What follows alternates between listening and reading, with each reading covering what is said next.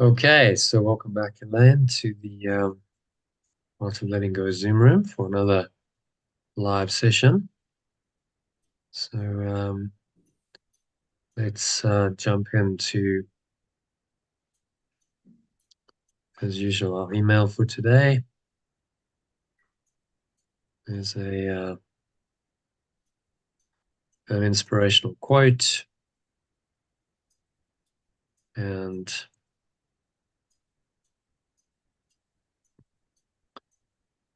some teaching around that, and then that'll lead us nicely into today's text reading, lesson, and there's also a new insert on what is the ego. Okay, so let's go for it, shall we? Yeah.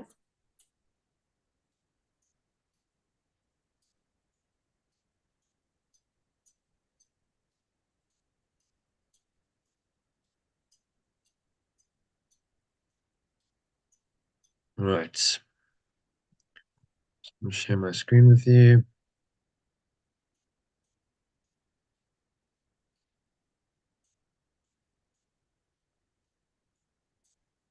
Okay, so if you can read that headline quote for us from Patanjali to kick it off. Yeah. When you are inspired by some great purpose, some extraordinary project, all your thoughts break their bonds. Your mind transcends limitations. Your consciousness expands in every direction, and you find yourself in a great, new, and wonderful world.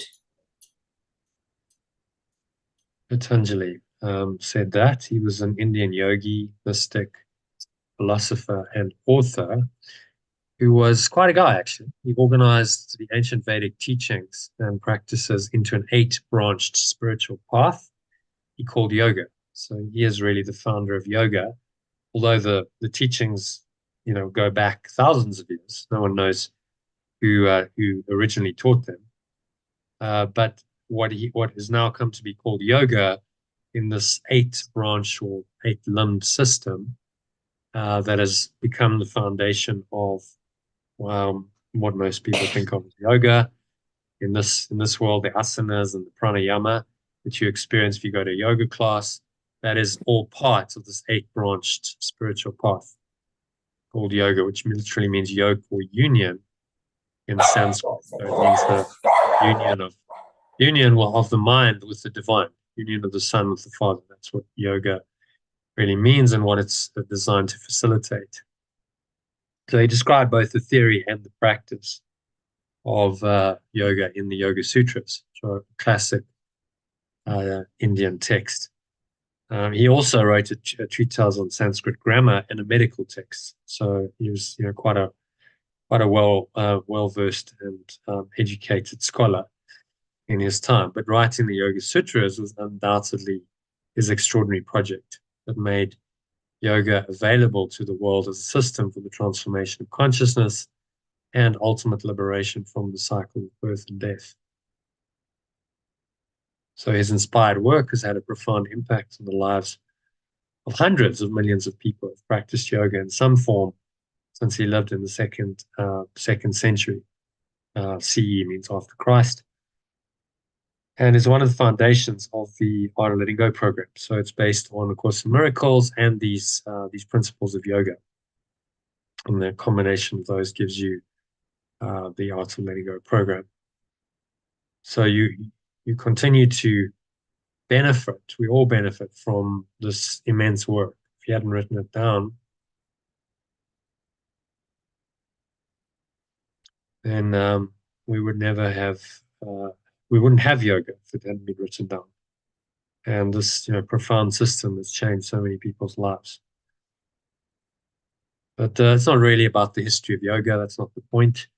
The point is it's an example to inspire you to find your own great and extraordinary project that will help you and others to transcend the self-imposed limitations of the ego or belief in separation, expand your awareness and start living in the brave new world Patanjali points to in this quote.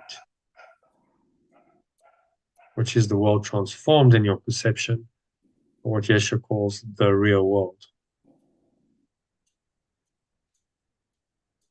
If you seek outside yourself in an attempt to find meaning and purpose through achieving something external, you will fail to find it because it doesn't lie outside of yourself.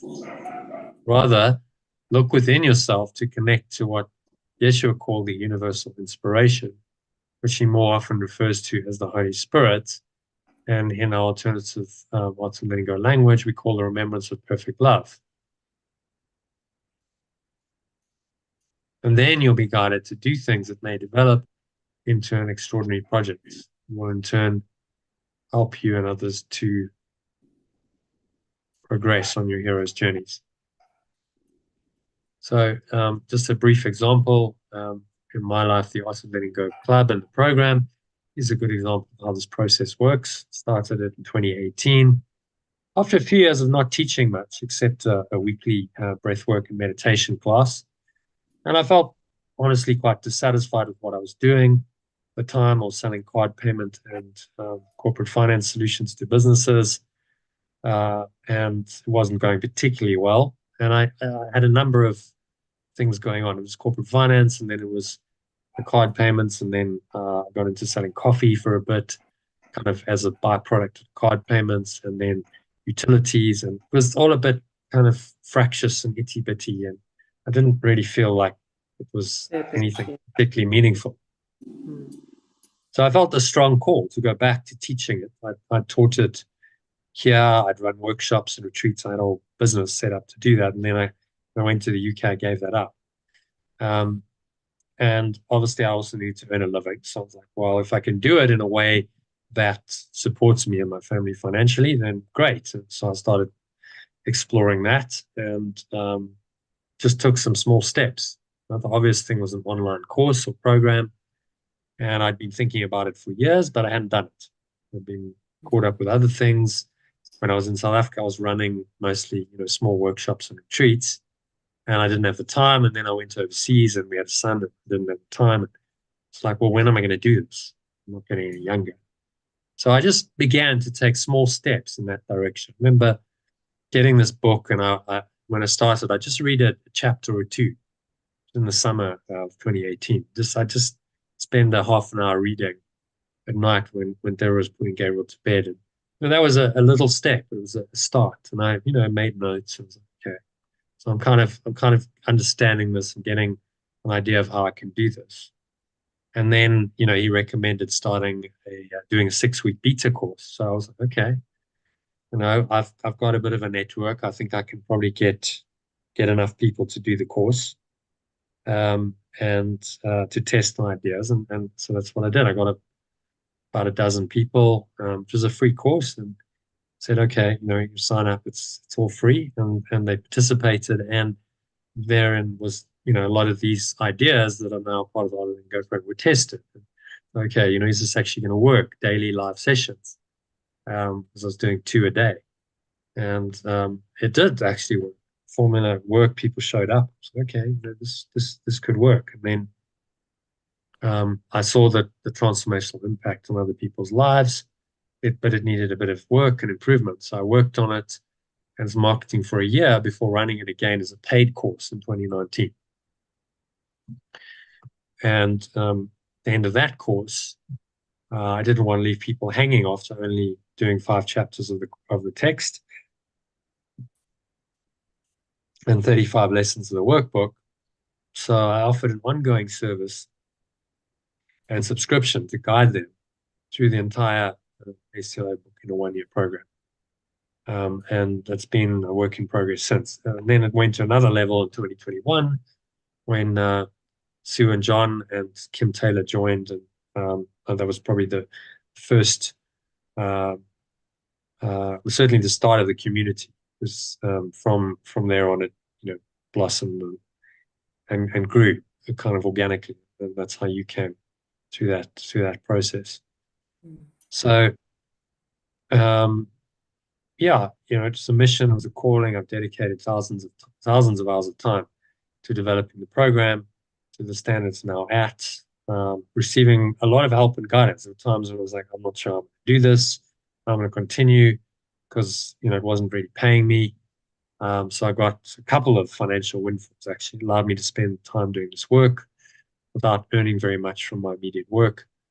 And through running hundreds of thousands of thousands of hours, not hundreds of thousands yet, of live discussion meditation sessions over a few years, it became clear to me that new terminology to make A Course in Miracles more understandable was necessary. So I began an ongoing project to translate A Course in Miracles into an alternative language. So that's what it's turned into. From the seed of that, okay, I just feel this call, I need to run a course, it's developed into a program, community, and really a translation of the whole course, which is I think it's a great and extraordinary project to do that. And it's just sort of happened as part of the process. And the whole point of it wasn't just about the participants and the members to heal themselves. It was my own hero's journey of healing and awakening to the knowledge of who I really am. When back in 2018, I needed some kind of change in my life, and this was then what the Holy Spirit suggested, and said, you need to not only teach but learn, and you're gonna learn by doing this course, actually facilitating it and the program thereafter. This is how you're really going to go much deeper into these teachings that I'd studied at that point for 12 years, something like that, 12 years.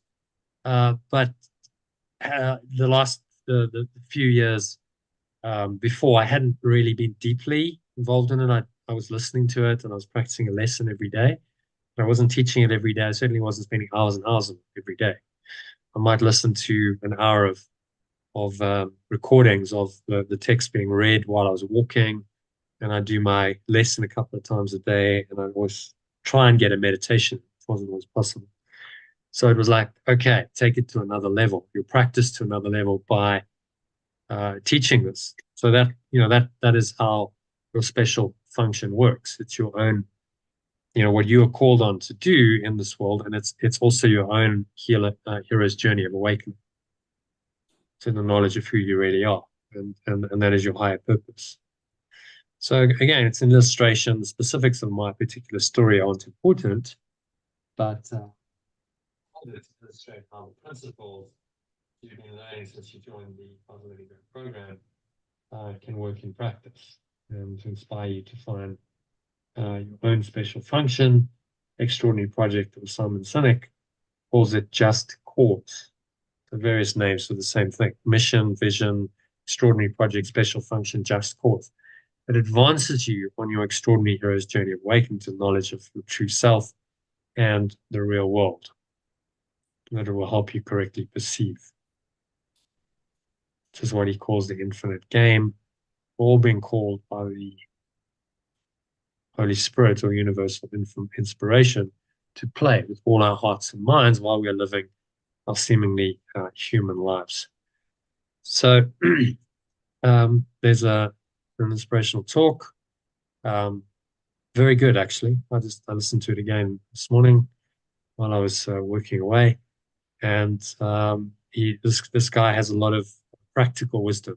So he's actually a teacher of God, but he's doing it in a corporate context in business, teaching these principles in a way that his audience can relate to. And he's been very successful as a result.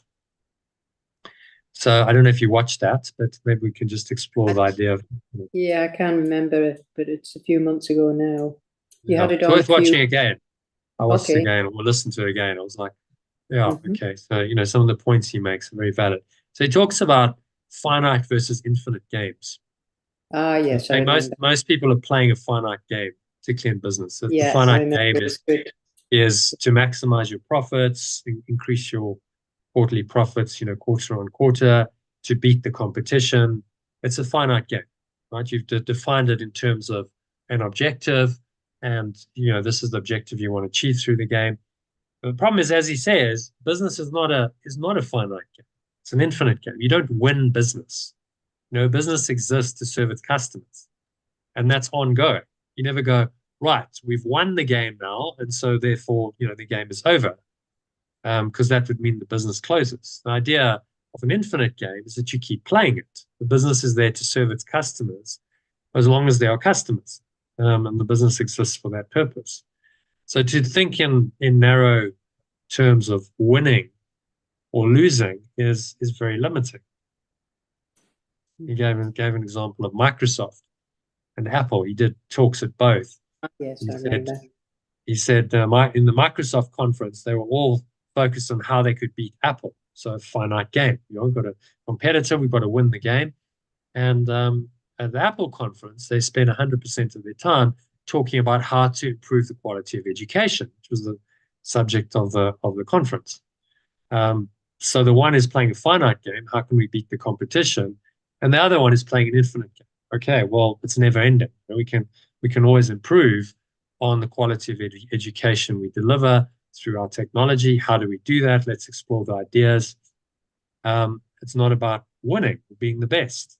It's just about doing what we do and living our mission and our vision. And if we do that well, then that should be enough. The finite game becomes irrelevant in an infinite game.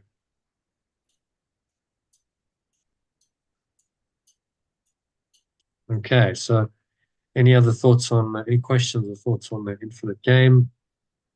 And No, it's how good. that relates to spirit is, well, in this world, we're really playing an infinite game. If you play a finite game, then that limits you to the finite world of the ego. It's very limited. You're in a box. And so those are your ego's goals. You want to achieve this, you want to do that. It's all very, very finite. It's limited by definition. It's finite means limited. The only thing that's unlimited is infinite.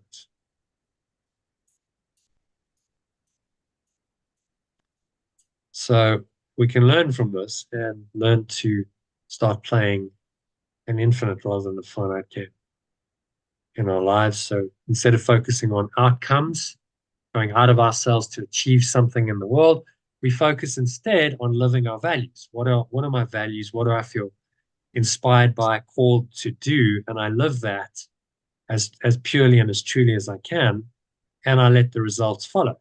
Whatever will come from my actions will come.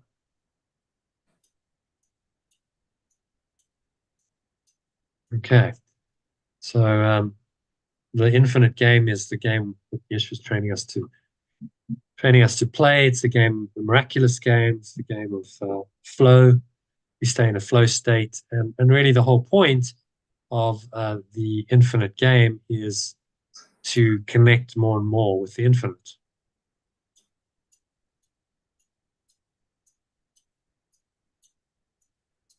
All right, so that brings us to today's session and our lesson. And there's also an insert, a new insert 12 that explains what the ego is. So let's jump into that, shall we? Yeah. All right, lesson 331. Let's go look at. So this is insert 12, brand new insert, which we're going to do for the next 10 days. On answers the question, what is the ego? So if you want to read that in the original and alternative line by line. The ego is idolatry, the sign of limited and separated self, born in a body, doomed to suffer and to end its life in death. The ego, or belief in separation, is false, the sign of a limited and separated self, born in a body, doomed to suffer and to end its life in death. It is the will that sees the will of God as enemy and takes a form in which it is denied. It is the will that sees the pure formless awareness of perfect love as enemy and takes a form in which it is denied. The ego is the proof that strength is weak and love is fearful. Life is really death, and what opposes God alone is true. The belief in separation is the proof that strength is weak and love is fearful. Life is really death, and what opposes pure formless awareness of perfect love alone is true. From the top, the ego or belief in separation is false, the sign of a limited and separated self, born in a body, doomed to suffer and to end its life in death. It is the will that perceives the pure formless awareness of perfect love as enemy and takes a form in which it is denied. The belief in separation is the proof that strength is weak and love is fearful. Life is really death, and what opposes pure formless awareness of perfect love alone is true. So it's just saying that the ego, or the belief in separation, is false, and it's limited, and it's born in a body, and then suffers and then dies. But there is the pure formless awareness of perfect love, which it sees as the enemy, and it wants to deny it in every possible way. And it thinks the ego is the proof that strength is weak. So, and love is fearful. So they've got it the opposite way round to what we truly are. Yeah, it's all upside down. I think that's the key. The key point with the ego. It's completely the opposite of the truth. So you're going to get completely upside down, inverted, backwards results from its thought system compared with the Holy Spirit, which is why they can never reconcile.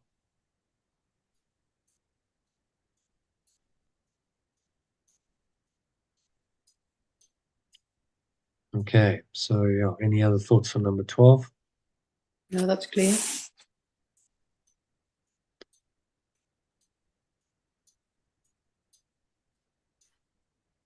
Yes. The only section where he directly talks about, what is the ego, and dedicates a whole section to it. It's in other parts of the text in bits and pieces, but listen, okay, so let's really consider what is the ego, which is hugely important.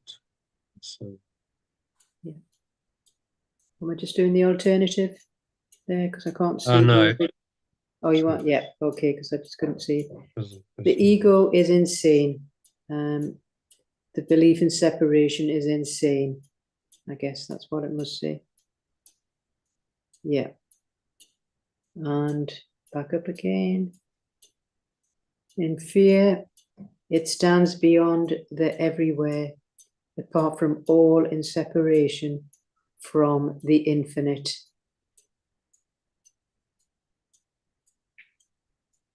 So I guess it will say, in fear, it stands beyond the everywhere, apart from all, in separation from the infinite.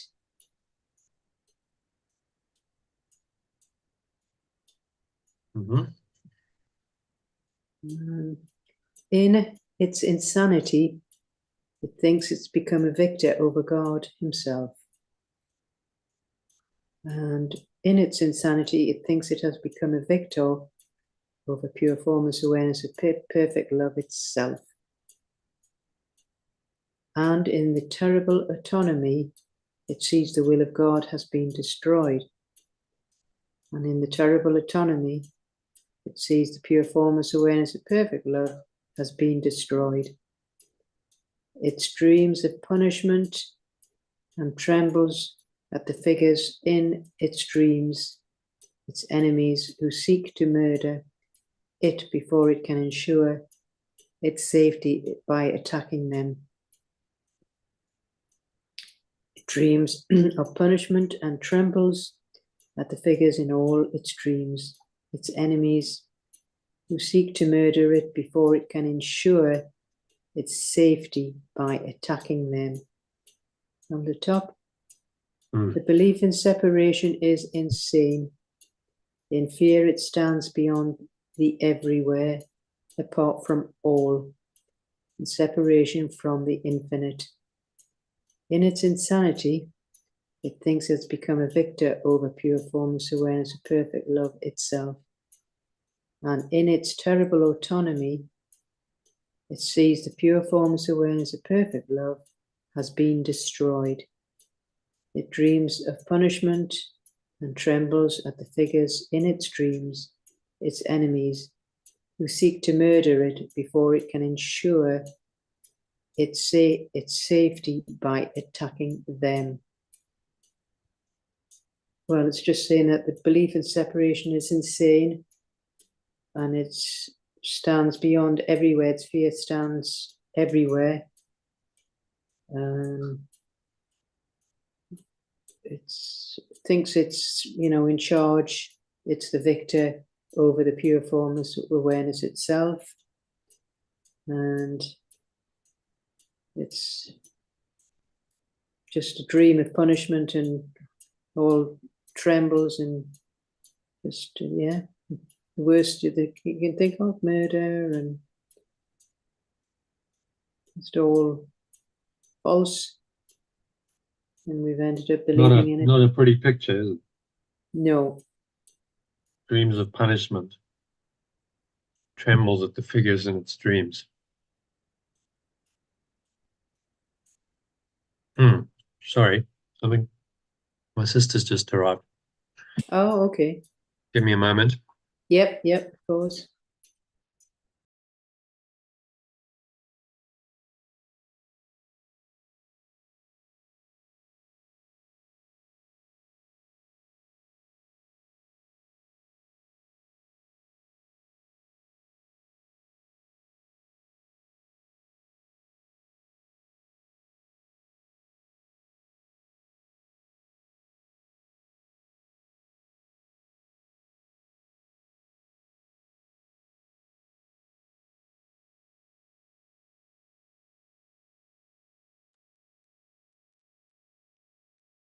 All right.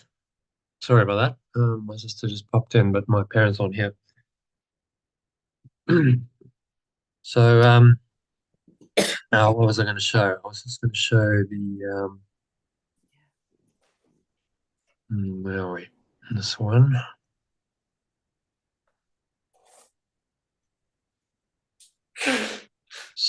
Demonstrates sent into hell.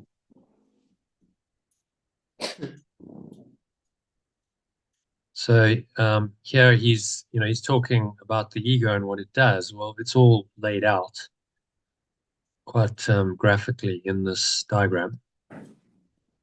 So the ego is this belief in separation, the top of the the top of the ladder of the descent into hell. And the idea of separation then predicates an individual self. Now, you can't have an individual self. There hasn't been a separation from oneness. It even says it in individual. It's in division and duality. That's what individuality means. Now, once you've done that and you believe that you really are an individual self, inevitably the guilt arises. Because in order to be the individual self that you think you are, you must have destroyed oneness in your mind. So you've now destroyed your true self and this perfect love, and the guilt at that thought is so intense that has given rise to the entire dream and this whole universe.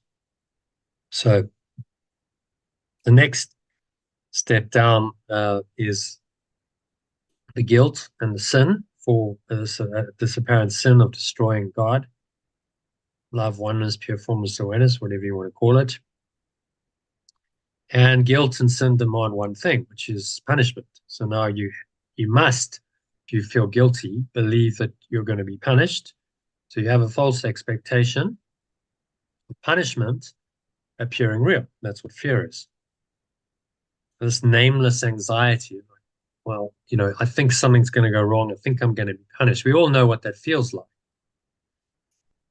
This kind of nameless dread, and then that would typically be triggered by something in the world, but actually it's just this fear that arises from guilt, all of which comes from the idea of separation, being the ego.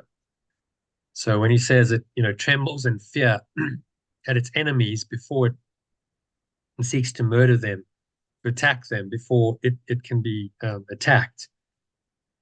The idea of guilt and sin and fear lead to the concept of punishment. So you must invent then a fearful, wrathful, vengeful God, and you project all this out onto others. So now you live in a world where attack seems to be very real, where accusation and blame, complaint, attack are all seemingly real, and we seem to be very, separate and caught up in this dream.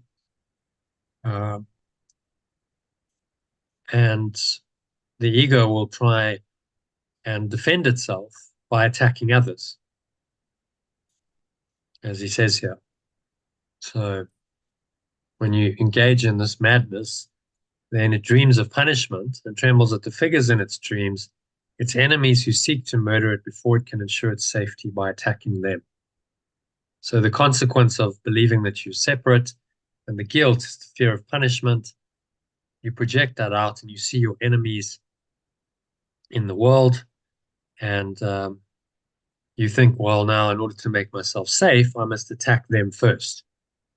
And so you have the dream of conflict that arises. And that's why this world is so conflicted, why there's so much conflict, because what's driving it is this ego thought system that cannot be peaceful. It's never gonna, can't be ever be peaceful, because guilt and sin demand fear and punishment and attack. And then the mind will project that out onto a false version of God, this fearful, wrathful, vengeful God, and onto other people as well. And then believe they really are other people and fear that they will attack it, and try and defend itself by attacking them. And so you get caught up in the chain of defense and attack and defense. At some point, Yeshua says, these are the chains that bind the mind in iron. And around you go, caught up in this insane dream.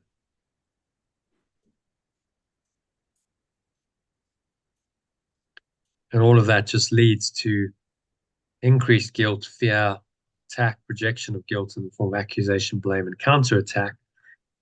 And if you believe that, then you must believe that you're an individual self, separated, apart from others. You've got different interests, separate interests from them. And you believe they are victims of an unfair world, living a helpless, innovative little life. Limitation, lack, loneliness, suffering before your bodies die.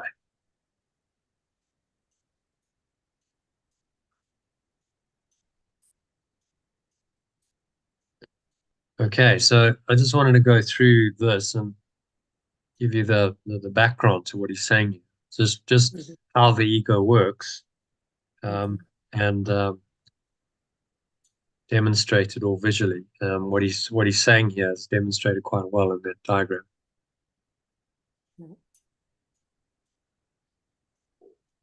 Okay, so happy to move on to number 3. Yeah. The Son of God is egoless. The extension of perfect love is without the belief in separation. What can be known of madness and the death of God when he abides in him? What can I know of madness and the death of perfect love when I live in pure formless awareness of perfect love? What can he know of sorrow and suffering when he lives in eternal joy? What can I know of sorrow and of suffering when I live in eternal joy? What can he know of fear and punishment, of sin and guilt, of hatred and attack, when all there is surrounding him is everlasting peace, forever conflict-free and undisturbed in deepest silence and tranquility. What can I know of fear and punishment, of sin and guilt, and of hatred and attack, when all there is surrounding it is everlasting peace, forever conflict-free and undisturbed in deepest silence and tranquility? From the top. The extension of perfect love is without the belief in separation. What can I know of madness and the death of perfect love, when I live in pure formless awareness of perfect love? What can I know of sorrow and suffering, when I live in eternal joy? What can I know of fear and punishment, of sin and guilt, and of hatred and attack, when all there is surrounding it is everlasting peace, forever conflict-free and undisturbed in deepest silence and tranquility? So really, well, again, we're just living a lie. We're perfect love, but believing that we're a separate self. And we know this madness from the separate self as death of the perfect love, when we really live in this pure formless awareness of perfect love. So sorrow and suffering just doesn't exist in the eternal joy that we truly are. We've sort of attached ourselves to the fear and punishment and sin and guilt and all of the hatred and all of the misery that goes around in the separate self, when really we are forever conflict-free. Yeah, it's a disaster. If you honestly look at this system of the ego, if it's laid out like it is explicitly, like in this diagram, that's just nuts. What a crazy thought system. And therefore, the world that's been projected out from that thought system is also crazy. It's also an insane world, because how could it be anything otherwise? From an insane thought system must come an insane projection, because like creates like. So the entire physical universe is a projection of the ego mind, of the mind of separation, also called the universal mind. And God, being pure formless awareness of perfect love, had nothing to do with that at all. God has nothing to do with an illusion. God is the original awareness, pure formless awareness of perfect love, we call it, before the idea of separation, before any of this madness was thought up by the mind.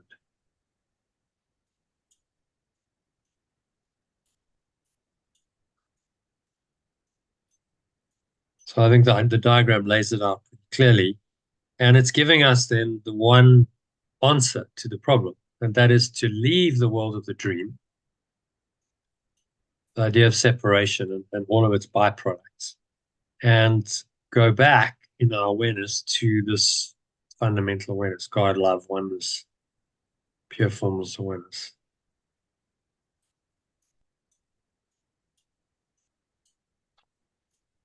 Okay, so now, and that's the blue stuff, the blue round circle. That's infinity, that's eternity. And the blue arrows of the Holy Spirit returning your mind into that state. So the Holy Spirit plays a vital function in that it mediates between this world of illusion and the world of truth, and always in favor of the truth.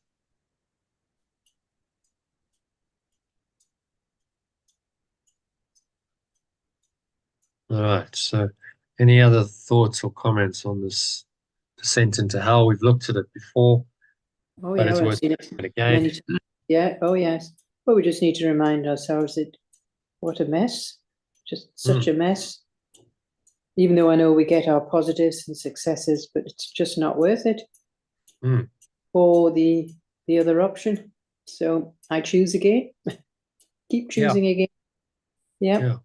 So when I choose to let go of the mess and not make it real in my mind, then I'm automatically embracing true reality, pure formless awareness of perfect love, because that's what remains. Then I'm moving my mind by these blue arrows from attaching to something on the level of form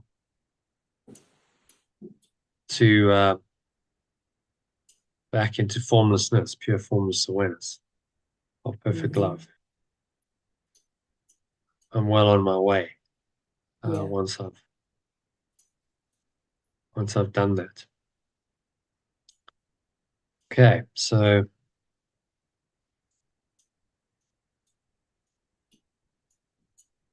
pointing us, what is an everlasting peace, forever conflict-free and undisturbed in deepest silence and tranquility. So he's pointing us into the blue box, which is just pure formless awareness of perfect love, which is whole, complete, perfect, doesn't need any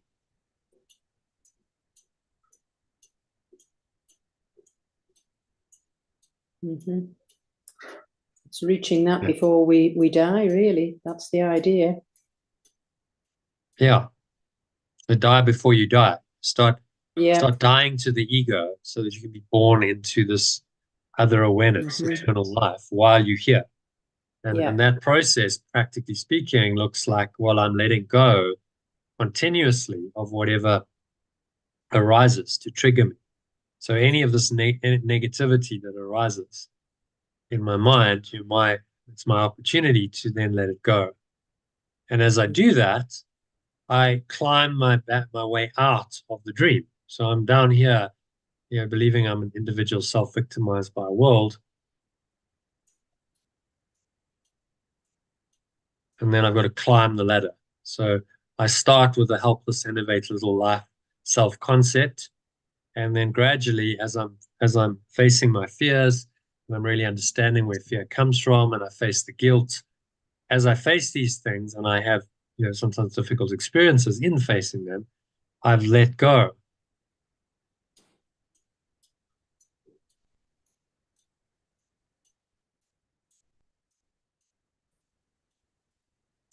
And so our life just becomes about that. Can I let go of the ego as it arises, not get sucked into its thought system, let it go and return my mind back to God, love, oneness, pure formless awareness.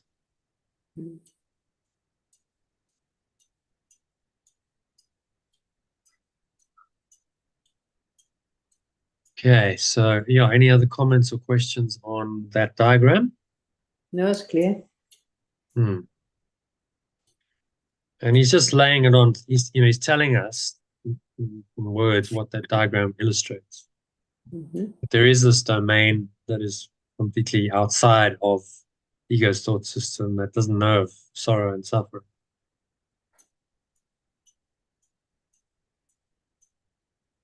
And then also the alternative of pure formless awareness of perfect love is always there, always has been, always will be.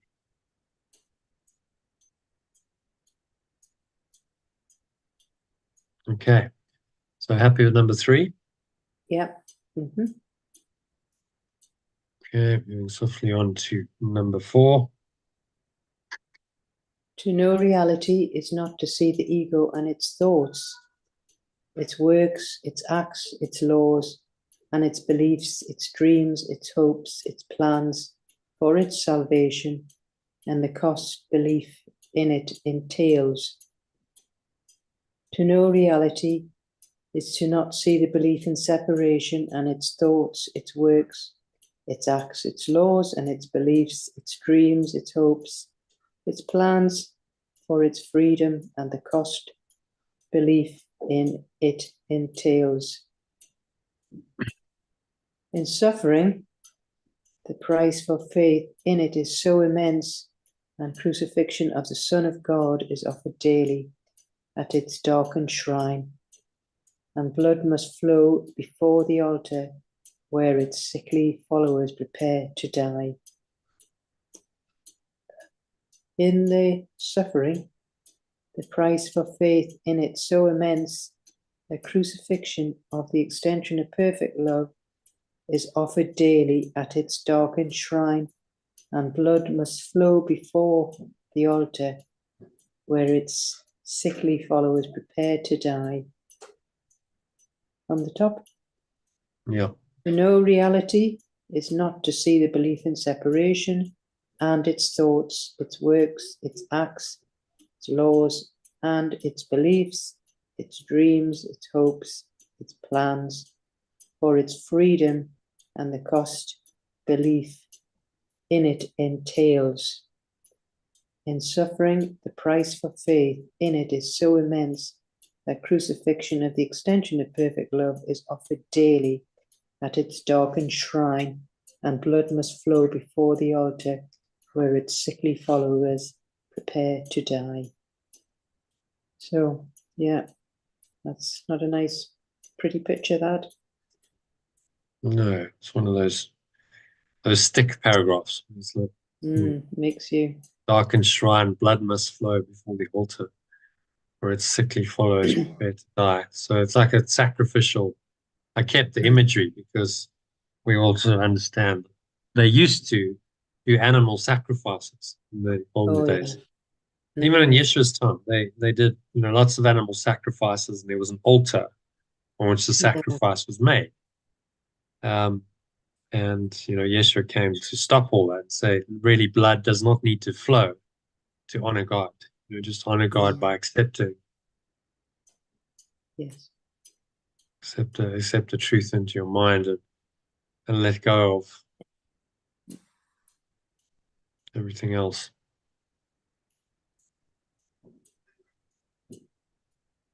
Okay, so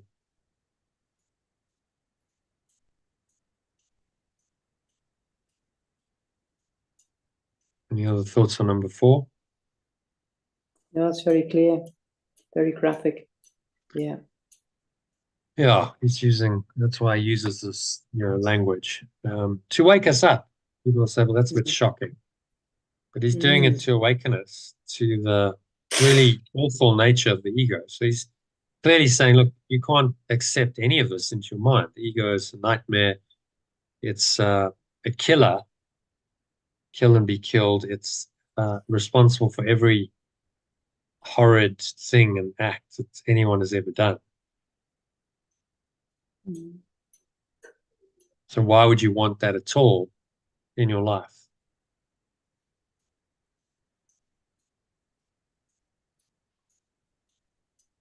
Rhetorical question, because the more you study the ego's thought system, the more you realize you don't want it. So that's the whole point of studying it. Not to make it real, but to realize that you don't want this unreal entity in your life and in your mind anymore.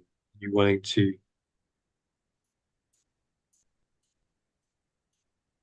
to substitute the one for the other and do what's necessary. Because it's so awful, you have a double incentive to get out. And if you really realize how awful the ego is and how dysfunctional its world is, then your determination to get out.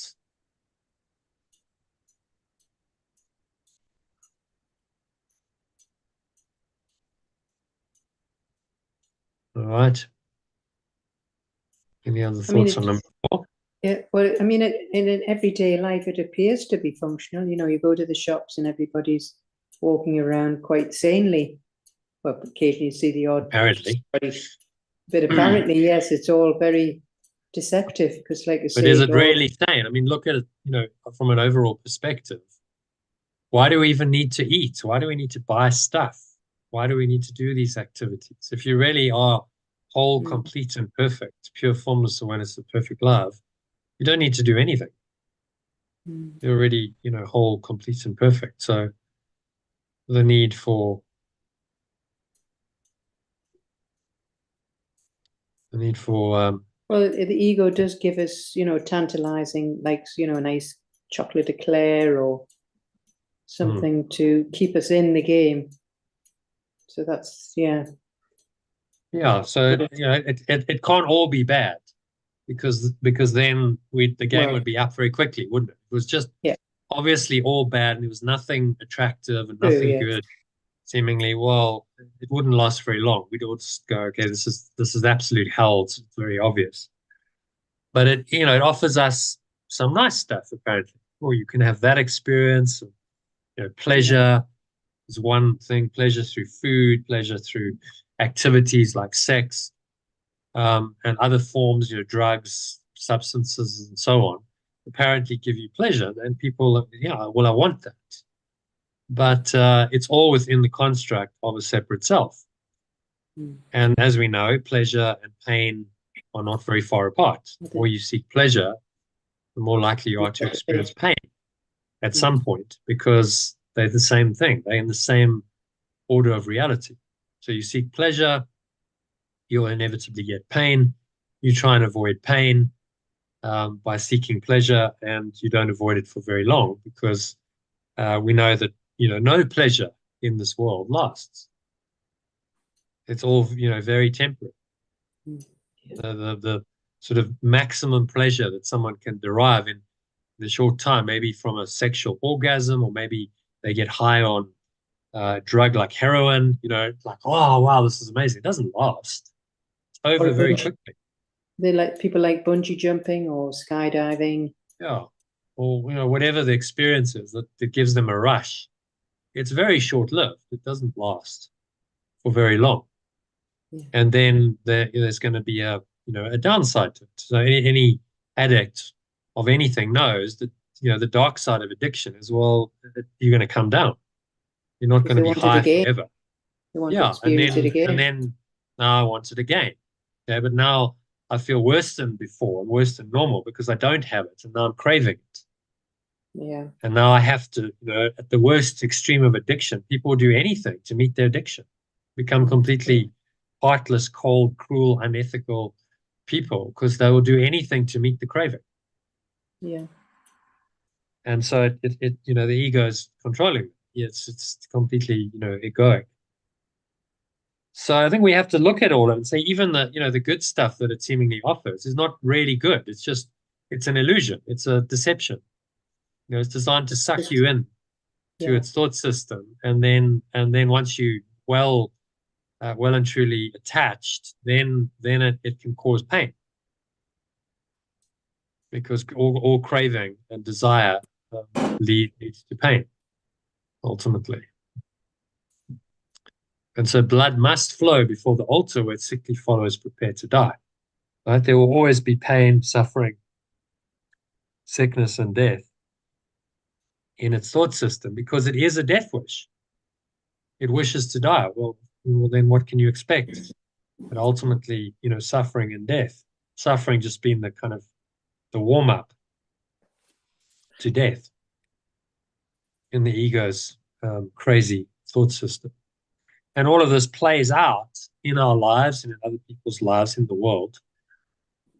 And we lament it. We go, isn't it terrible? Oh, shame. Why is the world such a cruel place?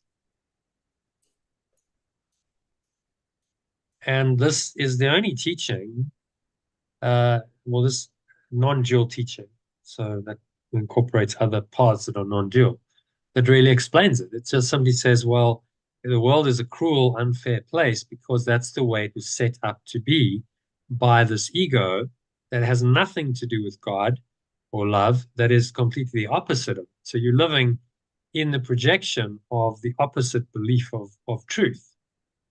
So what else can you expect then, really? But what is false, what is untrue, what is therefore doesn't work, what's hurtful, what's harmful, because that's what the false entity that is the ego, that's all it can produce. It can't produce love, peace, and joy because that only comes from truth. So the ego is very limited in what it can give you. It tries to give you good stuff, but it can't cover over for very long the thin veneer of darkness with a thin veneer of, well, this is good. The ego's okay. It doesn't last for very long.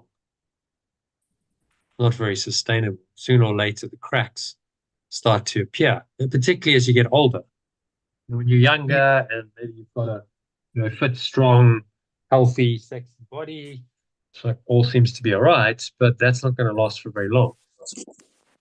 And then the body starts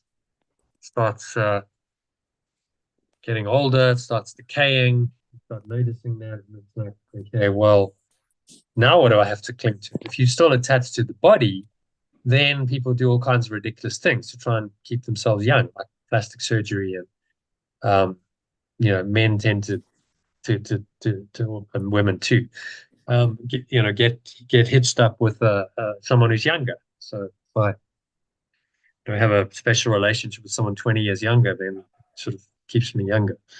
And all these kinds of patterns of behavior you see come from delusional belief that you're a separate self, that you're a body, and it's all fading away. Can't hold on to any of it.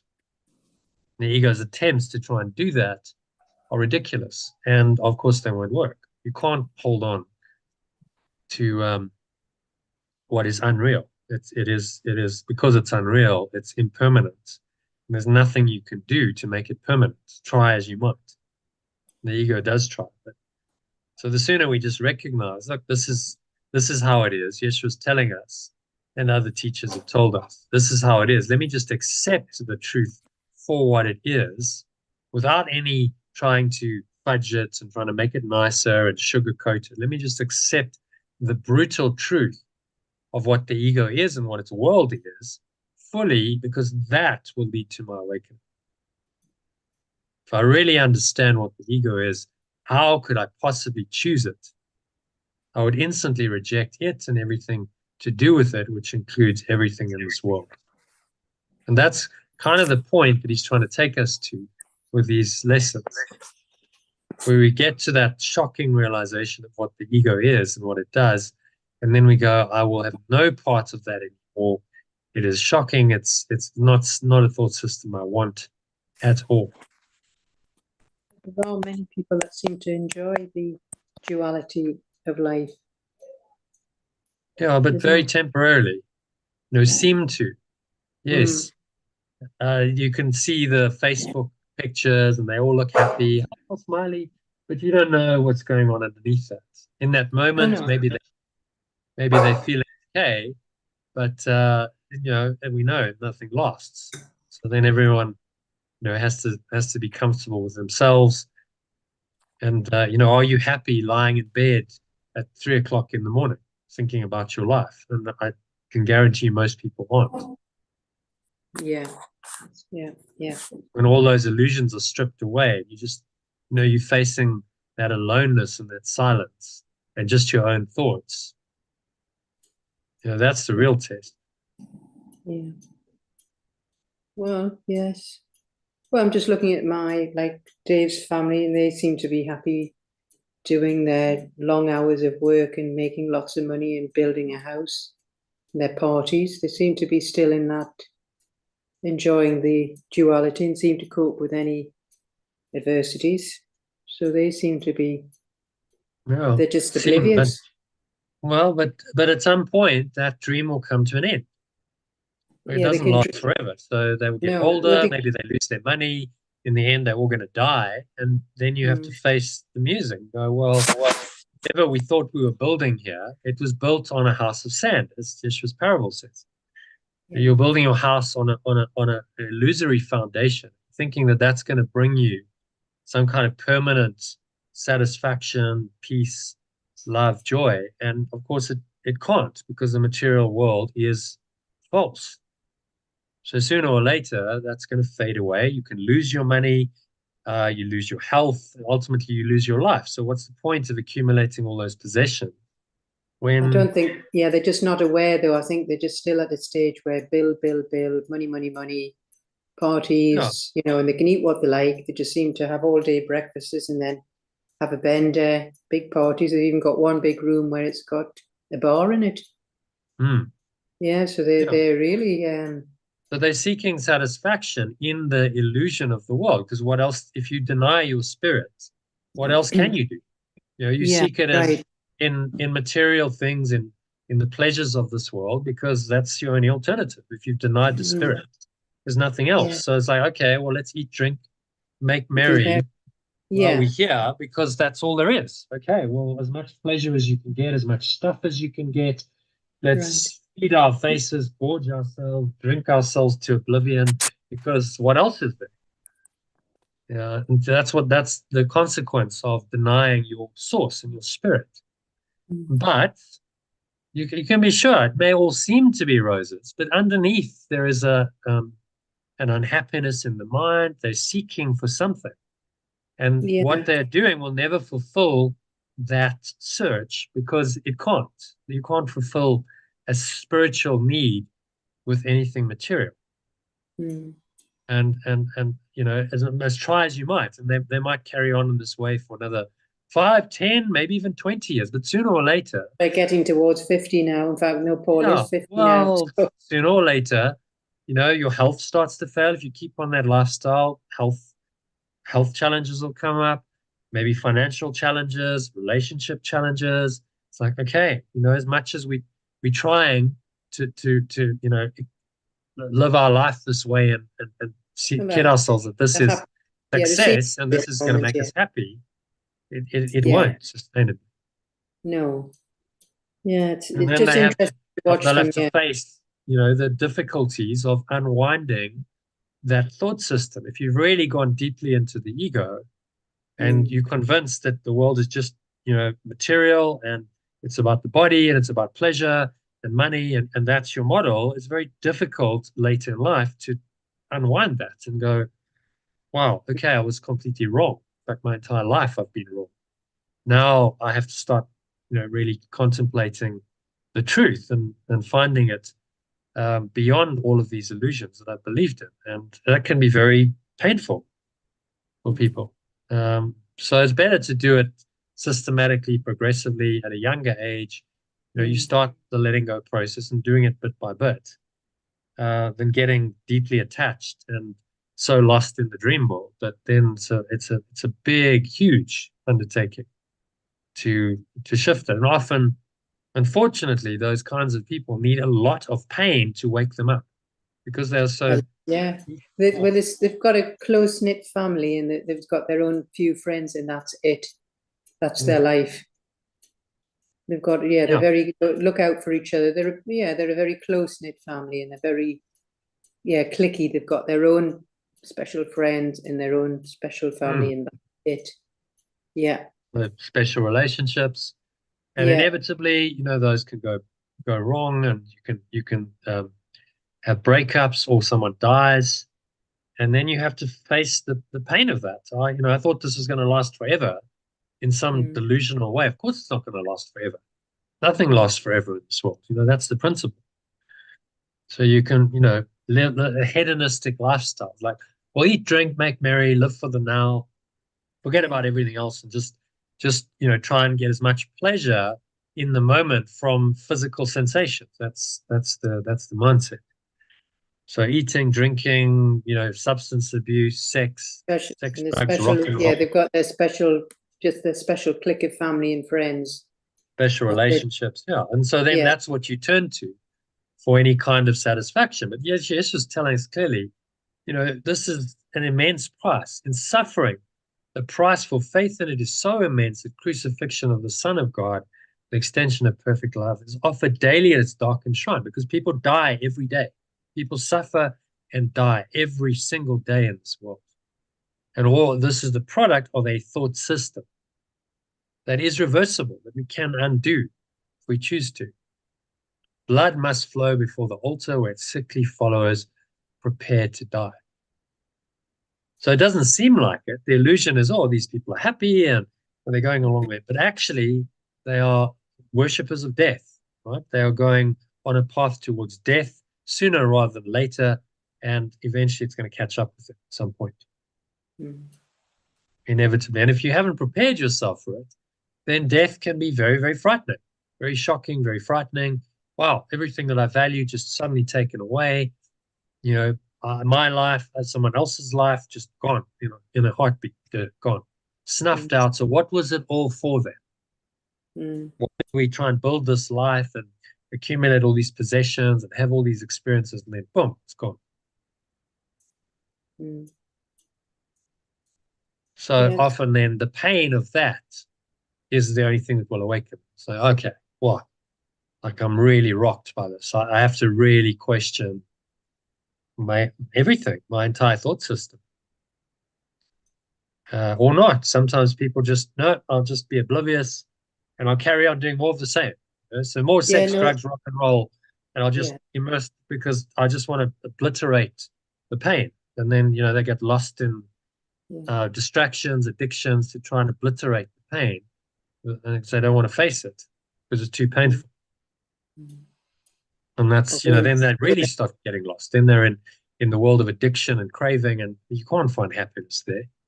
No addict is, and no addict can be happy for very long.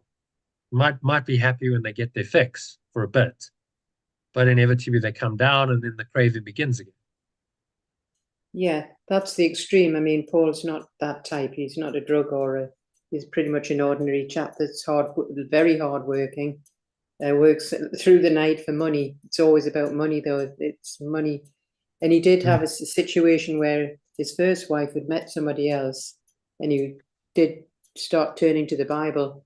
But then he's met this other lady, Joanne, and now they're all, having a great time.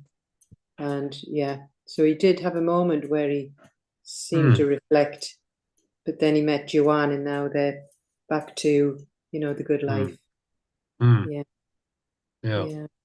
So it's yeah. interesting to watch, but Just he's not going down the watch drug. it out, and you will see that it won't sustain for very long, and they will get their lessons. It will be probably quite tough. Right. And that's not Well, to be negative. It's just no, the no, because they principle certainly is, seem very happy. They're very happy at the moment. You can see they mm, are. They've mm, got the best of the ego world. Big mm, house, two nice cars. He works making good money. He's got the best of the ego world at the moment. Yes, I would mm, say that. Yeah. yeah. But how long will So that last? And is that a sense of a source of permanent satisfaction? what's the purpose? Yeah. So yeah, but yeah, they seem to be okay with it at the moment. So yeah, Well, watch that space. You'll observe the yeah, next few years. No one can run away from spirit forever. So you can't lose right. yourself in the dream forever because sooner or later the dream turns sour. So, Hmm. if it Yeah. didn't, then yes, you could just go on dreaming. Oh, it's a happy dream. What's the problem? But it doesn't last. So when the dream changes and it's no longer all roses, that's when you can start to learn the truth about this world and about the ego experientially. Because most people in the world I know, money is God. Like even my family, money, you must save and Yeah. all of this stuff. It's all money, money, money. Yeah, so it's a bit, Well, money is the proxy, really. It's the god of the material world, because money leads to, okay, with money you can buy stuff, you can buy yeah, experiences, you can even buy yourself a special relationship if you want. We all know that if you've got enough money, someone yeah, will be interested in you because you've got the money. yeah, Um, yeah. so you can kind of buy this false life with money, but it's not gonna make you permanently happy. Mm, mm, yeah, And that's the lesson that we all have to learn. There's two thought systems. God, Yeshua said when he was teaching as in his life, he said, there's the God or Mammon. You must choose. You can't serve two masters. You must choose between God, and he called the illusion Mammon. So you can't serve God and money. And interesting, if you listen to Simon Sinek, that's really his point. He's saying if you just do it for the money and you run your business just for the money, then you have no just cause. You don't have a higher purpose. And then you will inevitably behave in unethical ways, in unkind, cruel, unethical ways towards others, towards your staff, towards your customers, because there's control. no higher purpose guiding you. It's just about Yeah, the money. yeah, yeah. I've And seen that that time and doesn't breed wisdom and kindness and and No. love at all. Yeah. It Seen it breeds many the times. it breeds the opposite. It breeds like really limited, narrow, unkind, cruel behavior repeatedly. So you have to have, this just cause, and that has to come from deeper within you. Why do I exist? I exist to serve, which is an expression of love. That's why I exist, because that's not an expression of my true being. And money, although it's necessary in this world, is secondary to that. Yeah, okay, so you have a business, you serve customers, and then there must be some money in order to sustain the business. Otherwise, you can't continue. Mm. Not sustainable. So the money, but it's a secondary byproduct of the primary focus, which is to serve customers in love. Why do you really exist? Well, we exist to make our customers' lives better in a certain way. And you define that. Each organization has a purpose, a raison d'etre for their existence. So it becomes very, very practical. It's like, okay, just following the money and chasing the outcome cannot ever lead to sustainable happiness, peace of mind, and if you're looking on a business level, to performance. You can't sustain in the long term excellent performance on a mindset that's driven by money.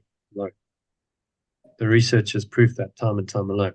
The best organizations are the ones who are able to tap into some deeper call for meaning in their employees. And employees will come to work, they love working there because there's a sense of purpose that's transcendent of money. There's a deeper meaning and purpose to it all. And they will give their time and their energy, and they will sacrifice things, their own personal time and energy for that higher purpose if they feel that it's worthy. And that has to come from somewhere deeper. No one will do that just for money. That's not a sustainable motive.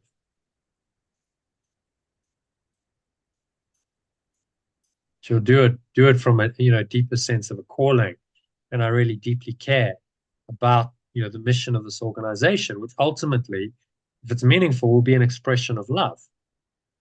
Okay, it's about really caring for each other within the organization and for our customers, and we express it in this way by serving them as best we can through whatever product or service we're offering.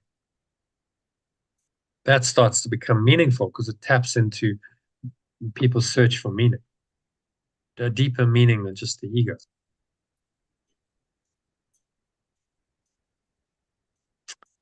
Okay, so we've done number 4, haven't we? Yeah.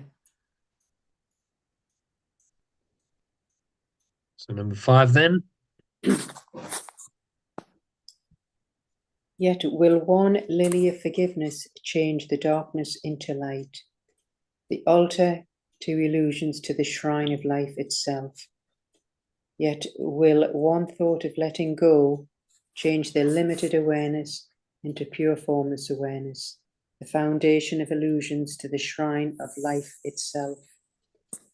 And peace will be restored forever to the holy minds which God created as his Son, his dwelling place, his joy, his love, completely his, completely one with him. And peace will be restored forever to the pure minds which pure formless awareness of perfect love extends, and as its extension, its dwelling place, its joy, its love, completely one with itself. And from the top, yet will one thought of letting go change the limited awareness into pure formless awareness, the foundation of illusions to the shrine of life itself. And peace will be restored forever to the pure minds which pure formless awareness of perfect love extends, as its extension, its dwelling place, its joy, its love, completely one with itself. Yes, what's he saying here? Yeah. So it's just saying with just one thought of letting go can change the separate self's limited awareness into pure formless awareness. And peace will be restored forever to the pure minds of pure formless awareness of perfect love. Mm. And in this dwelling place, this is where your joy and your completeness and at one with itself. So, yeah. So it never leaves us. You know, the previous one was about the the darkness of the ego and suffering the price in it. And price of faith in is so immense. The crucifixion of the extension of perfect love is offered daily at its darkened shrine, and blood must flow before the altar, where its sickly followers prepared to die. So, but he never leaves us there for long. That's just okay. There's the horror show. That's the ego reminding us, and then the final paragraph. It's all love, light, peace, joy. You know, this is what we're going for. We're leaving behind the horror show, and we're going into a state of pure joy, pure love, pure joy. It's all there waiting for us if we're just willing to let go. One thought of letting go.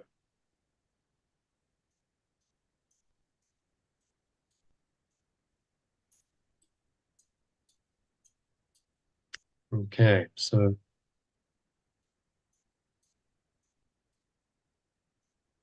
any other thoughts on that? No, that's Unless, clear. yeah, it's powerful. This particular what is the ego section. So first, I think it's the only place where he says, okay, let's define this. And of course, let's define what the ego is. And I think he's done that very well. And then obviously given us the alternative. Never leaves us in the ego. Says there is an alternative to this, extremely dark and limited thought system. And shows us that. You know, that's the Holy Spirit's reinterpretation of the whole dream.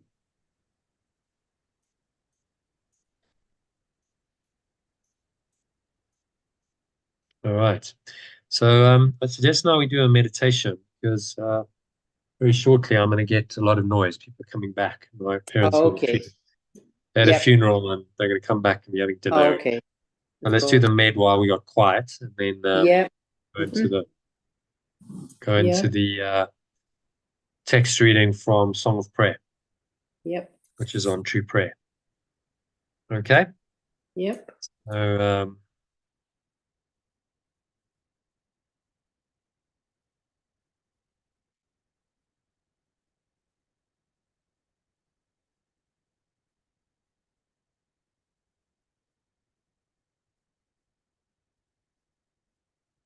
all right. So just making yourself comfortable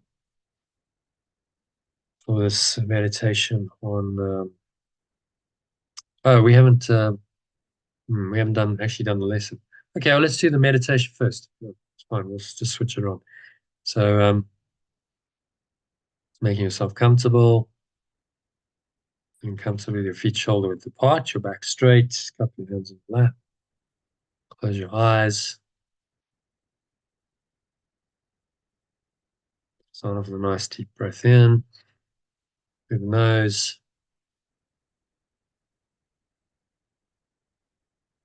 Breathing in, noticing how the stomach rises and the chest rises. Subtle flow of air through the nostrils. Pause at the top of the inhale. Smile. Scan your mind for any conflict thoughts. So is there any conflict in your life? Is there any person, group of people, any thoughts of attack? Whether you think you're being attacked or you're attacking someone else, doesn't really matter. It's all conflict. And breathe in. Nice deep inhale breath. Yeah, there is no conflict. For my will is yours. Pressing your source. Alternatively, there is no conflict. For my awareness is perfect love's. There is no conflict. For my awareness is perfect love's awareness.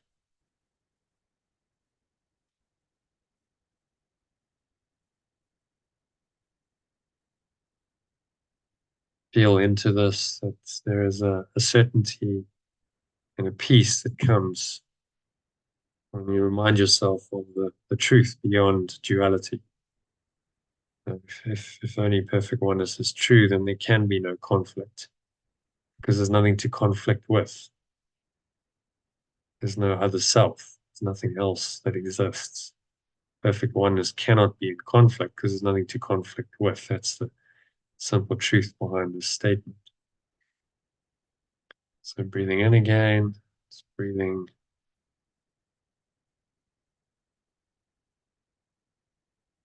in this pure formless awareness of perfect love to every pore and every cell, every muscle of your body.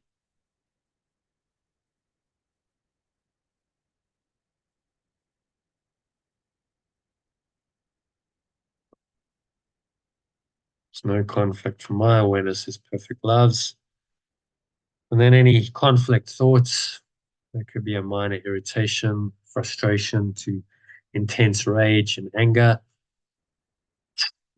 Blow it out with the breeze of your breath, just letting it all go.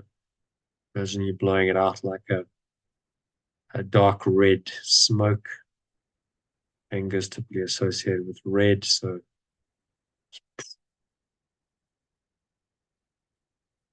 exhaling it all out, blowing it out.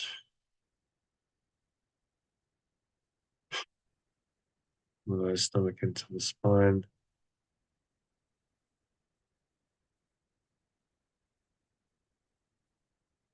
And the last remaining air out.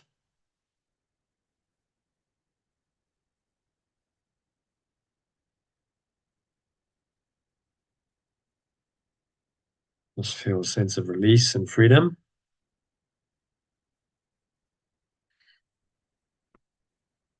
So now breathing in, deep breath in, full maximal inhale breath. Listen to my words as you hold the breath briefly. And then when I pause, you exhale out through your nose and you speak the words after me. So it becomes an affirmation of the truth. So breathing in, how foolish my source to believe your extension could cause itself to suffer.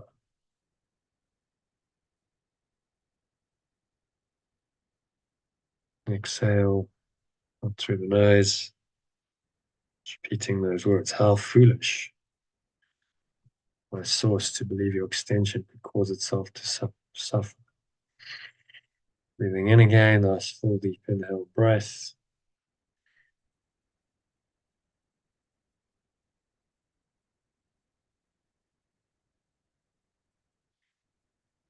Could it make a plan for its damnation?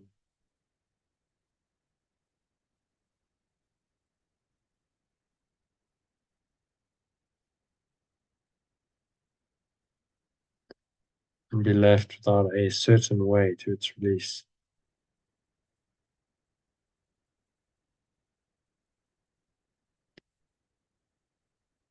Breathing in again. You love me, my source. Exhale. Claim that love. You love me, my source, and breathe that love in. Every pore, every cell, every muscle, body, every part of your mind, every fiber of your being. And you could never leave me desolate, to die within a world of pain and cruelty. Never leave me desolate. In other words, you're never alone. Higher awareness is always with you.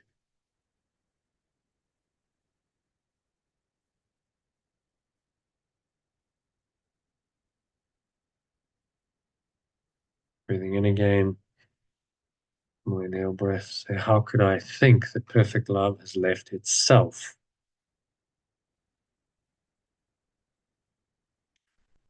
There is no awareness except pure formless awareness of perfect love.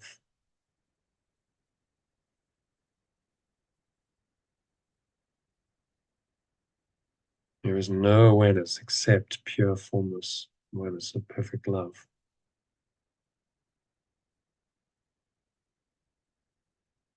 Here is a dream.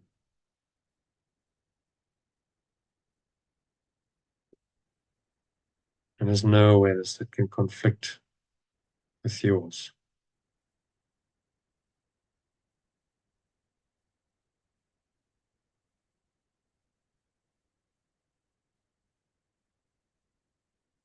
Here is illusory awareness. And again, conflict is sleep, and peace awakening.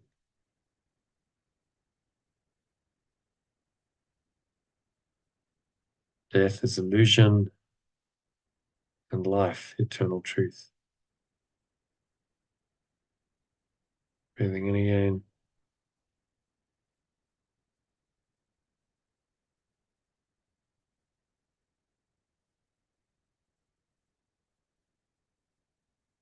There is no opposition to your awareness.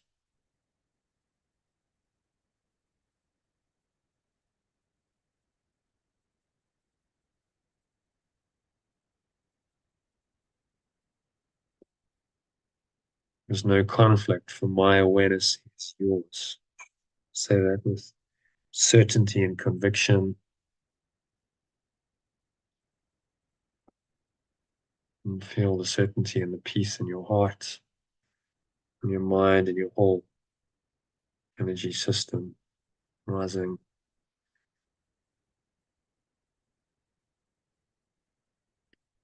Breathing in again. Say the final prayer. Letting go shows me that perfect love's awareness is one, and that we share it.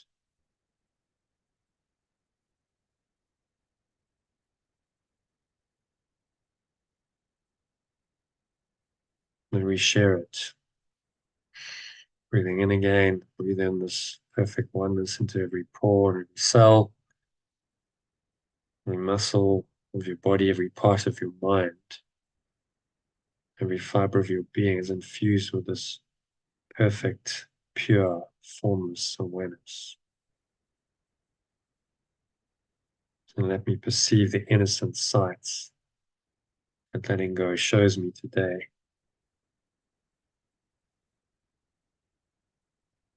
So that I may find the peace of perfect love.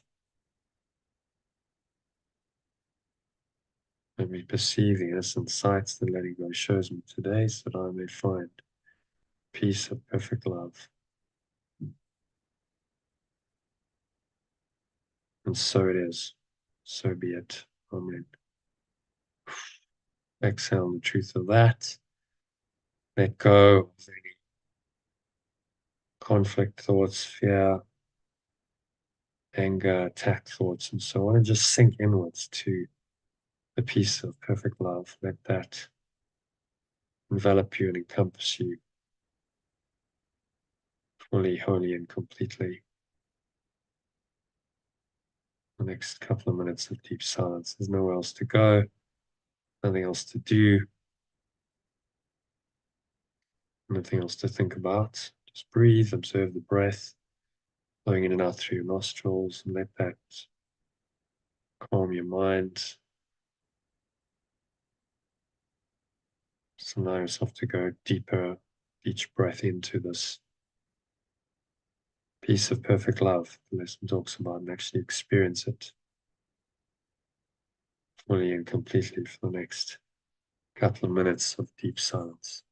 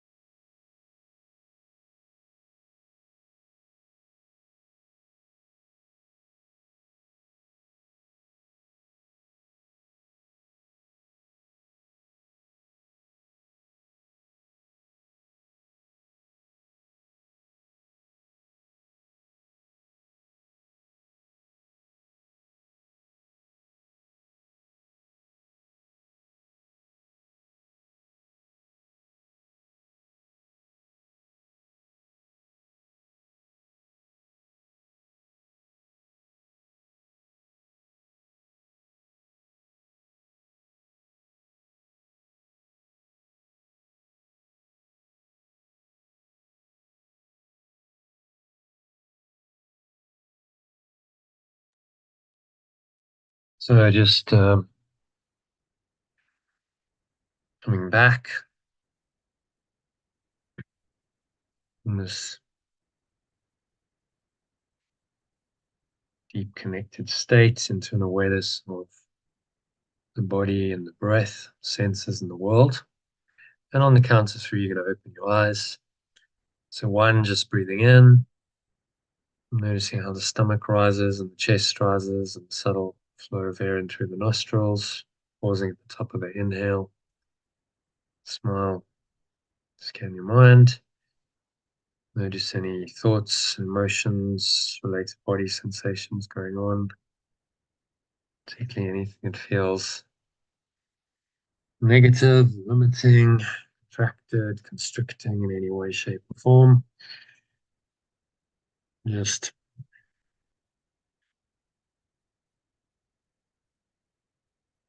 remind yourself that there can be no conflict. For my awareness is perfect love's, there is only pure formless awareness of perfect love.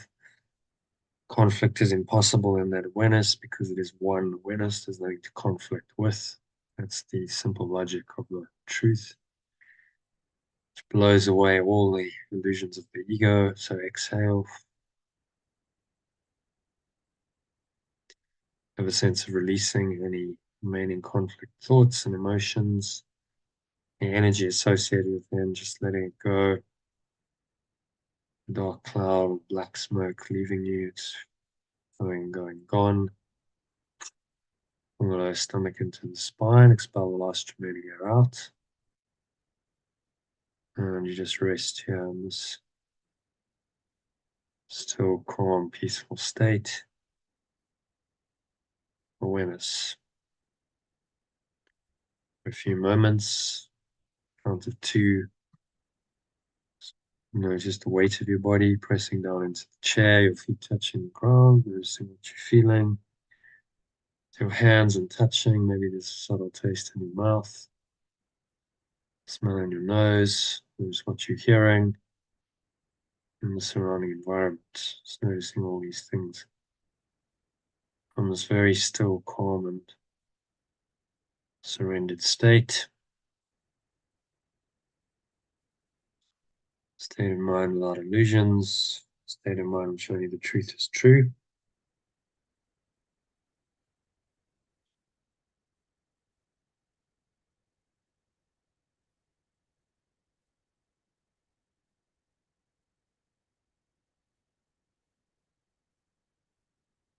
Anchor that state in.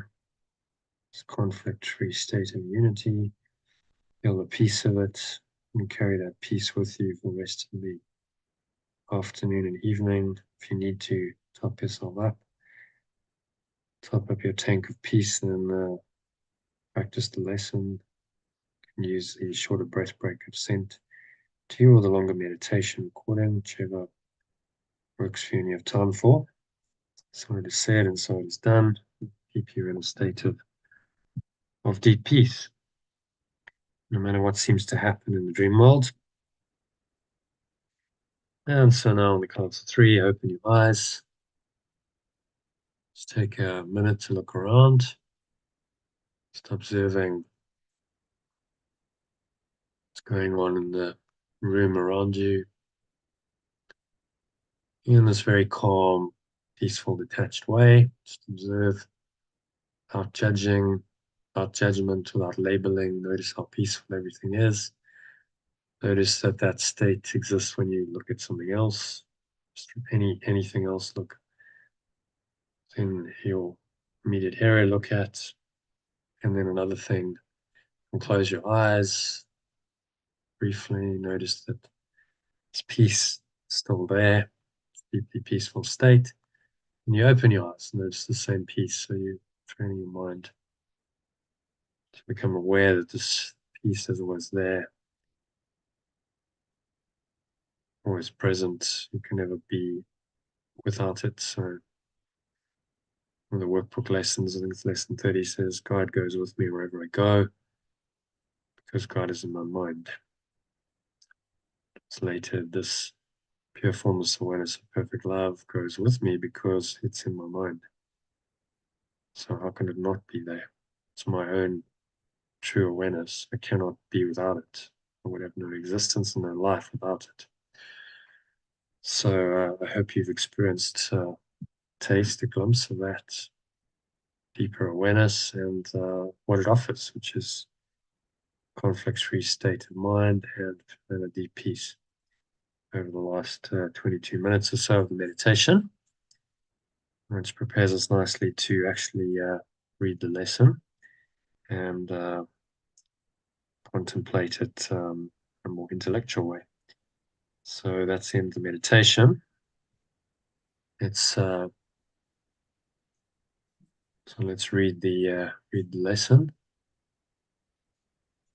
in the original and alternative. You can do that, Elaine. There's no conflict. There is no conflict, for my will is yours. There is no conflict, for my awareness is perfect love's. Yeah. Okay.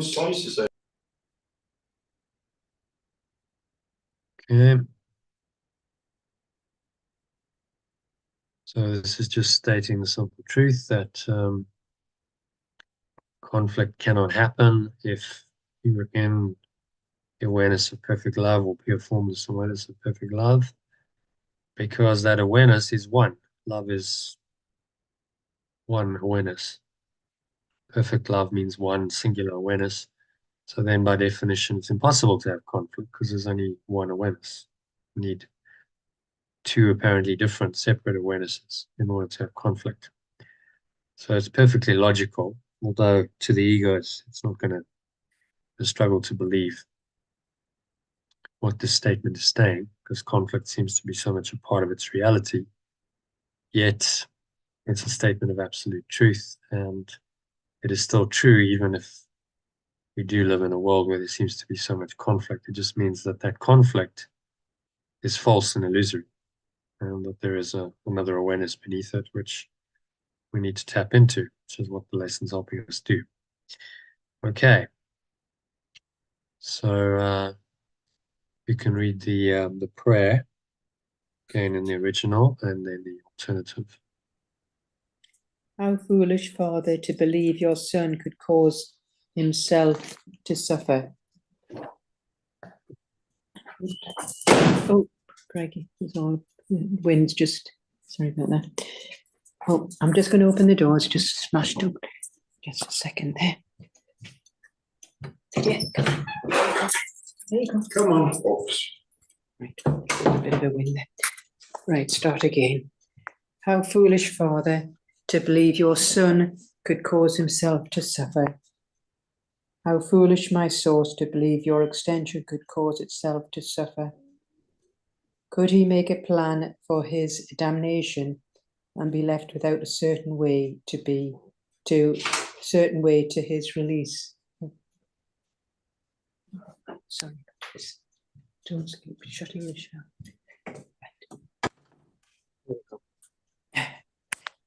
And to the alternative. Could it make a plan for its damnation and be left without a certain way to its release? You love me, Father? You love me, my source. You could never leave me desolate to die within a world of pain and cruelty. You could never leave me desolate to die within a world of pain and cruelty. How could I think that love has left itself? How could I think that perfect love has left itself? There is no will except the will of love. There is no awareness except pure formless awareness of perfect love. Fear is a dream and has no will that can conflict with yours. Fear is a dream and has no awareness that can conflict with yours.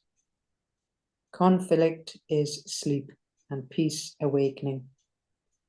Conflict is sleep and peace awakening. Death is illusion, life eternal truth. Death is illusion and life eternal truth. There is no opposition to your will. There is no opposition to your awareness. There is no conflict, for my will is yours. There is no conflict, for my awareness is yours. Okay, from the top. How foolish my source to believe your extension could cause itself to suffer. Could it make a plan for its damnation and be left without a certain way to its release? You love me, my source. You could never leave me desolate to die within a world of pain and cruelty.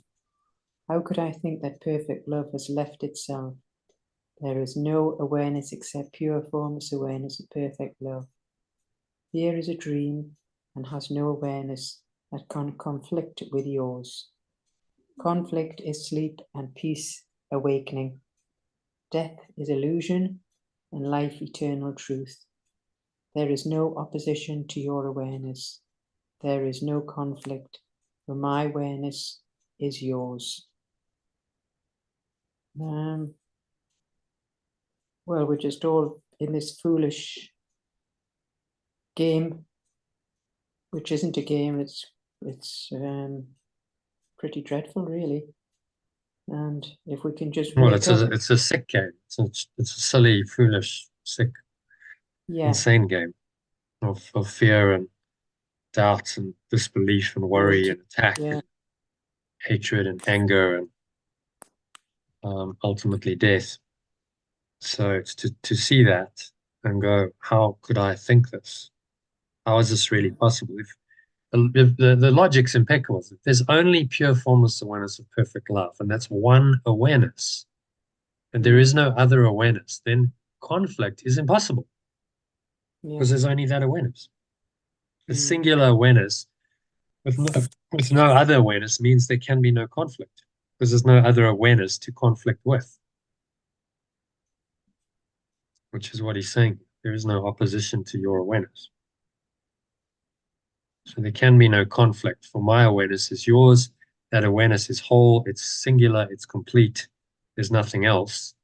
So within that awareness, there's no conflict. Only in an illusion outside of that awareness can conflict seem to exist. And this lesson denies that existence. Says, no, that cannot be, because there is only this pure awareness. Still, even though the dream of conflict seems to be going on.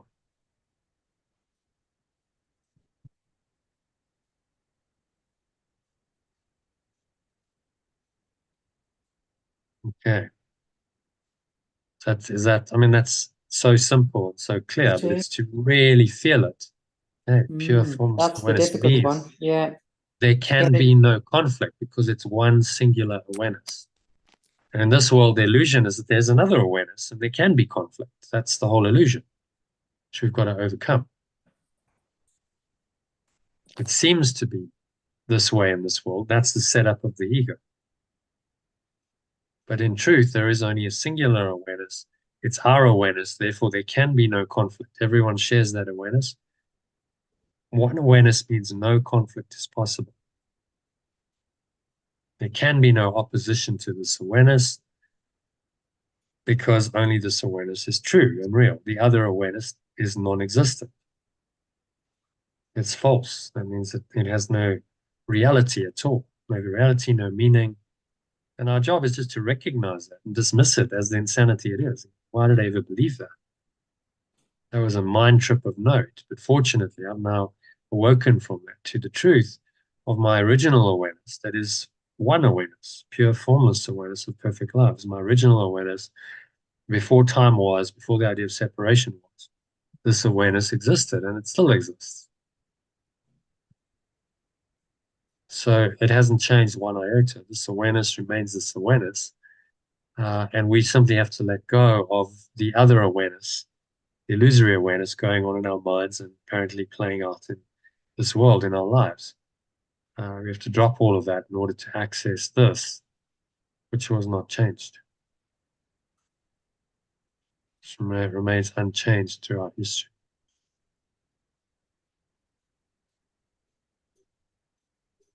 Okay.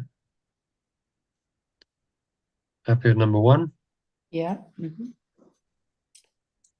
Forgiveness shows us that God's will is one and that we share it. Letting go shows me that perfect love's awareness is one and that we share it. Let us look upon the holy sights forgiveness shows us today, that we may find the peace of God. Let me perceive the innocent sights that letting go shows me today, so that I might find the peace of perfect love. Amen. So it be, it. And from the top, letting go shows me that perfect love's awareness is one, and that we all share it. Let me perceive the innocent sights that letting go shows me today, so that I may find the peace of perfect love. So be it. So it's all about, it's all about the letting go, so that we can be shown our one perfect love's awareness that's in us all, and we share it, so that we can see the innocent sights and then find this piece of perfect love. Amen. Yeah. Very simple. It's a singular. In fact, it's the simplest thing in the world. It's the only thing that's truly simple. Okay, just one awareness. Nothing complicated about that, is there? So all the complexities of the ego just fade away in that one awareness. There's only one awareness. There's no separation in that awareness. And all separate awareness just is undone, fades away. The entire world is undone in this awareness.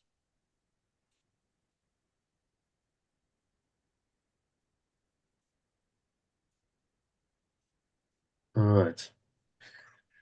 So I've already meditated on, which was good timing actually, because my parents did arrive back in the middle, but we'd already done the majority of it, so it was okay. So thank you, Holy Spirit, for that little bit of guidance to do it when we did it. So yeah, any further thoughts on the lesson? Otherwise, let's jump into our text reading for today. This is from Song of Prayer. Where are we? One, so we want Song of Prayer.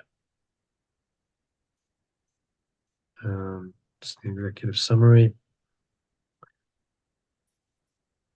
Okay.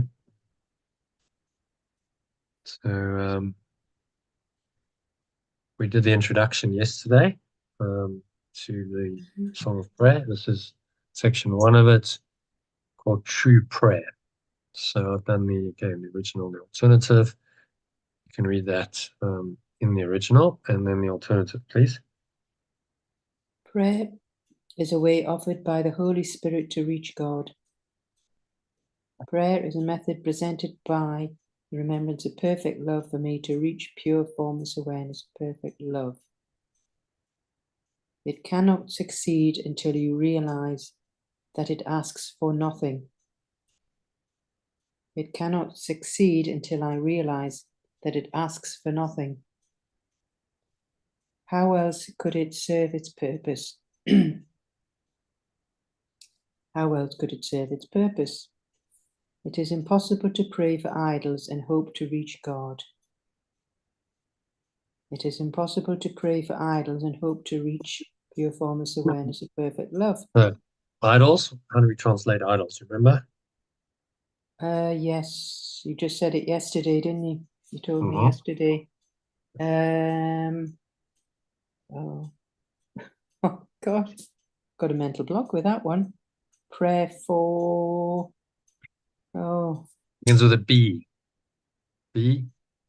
Oh, P. No, P? B for B. Oh, B for B. bird. B. B for beta. I know I keep saying bodies, but it's not bodies. It's No, it's of the mind. So what do belief we of have? separation. Yeah, so it's a belief for Beliefs yes, of false beliefs. False false beliefs. beliefs. Or idols, yeah. Yeah, Or things we value falsely yeah. and we give value and worth, or the false beliefs or idols that keep the ego in business. That keeps us thinking we're a separate self who really has these beliefs, who really, wants what the beliefs cause us to want and desire and fear.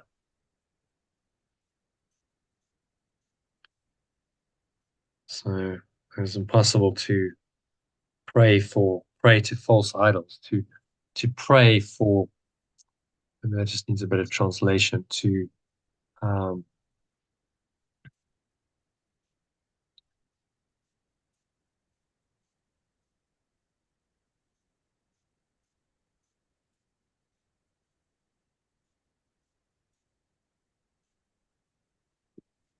pray to false beliefs, hope to reach. So what he's saying is, when you pray, your prayer is any desire, any intention of the mind.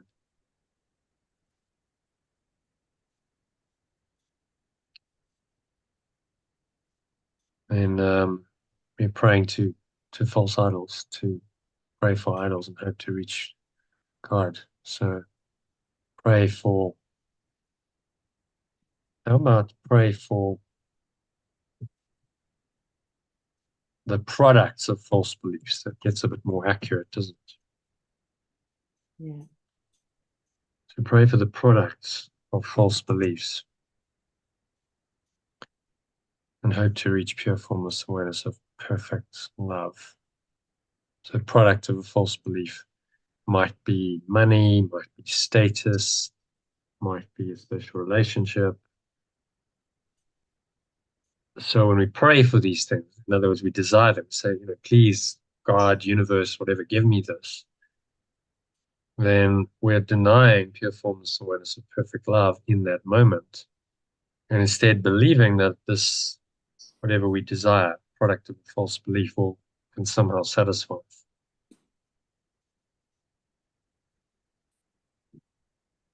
Okay, and carry on. True prayer must avoid the pitfall. True prayer must avoid the pitfall of asking to entreat.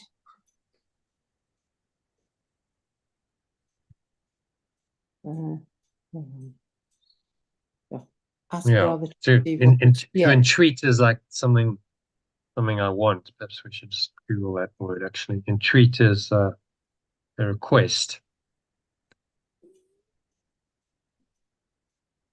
So entreat meaning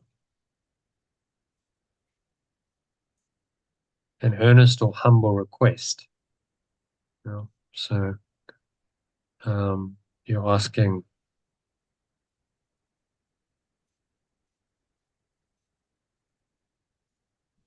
for what you think you want and need.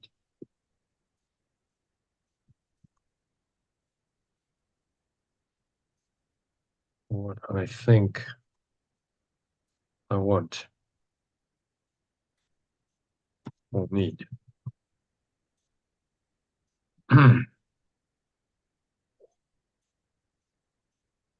number 7. Ask rather than receive what is already given, to accept what is already there. Instead, I ask rather to receive what is already given, to accept what is already there. Yeah, you see, this is fundamentally the difference. We've talked about this, but the difference between this teaching and any perennial philosophy teaching, it's saying that it's already there. So it's not that hard to ask for what's already there because it is already there. And so it's actually quite an easy request to fulfill.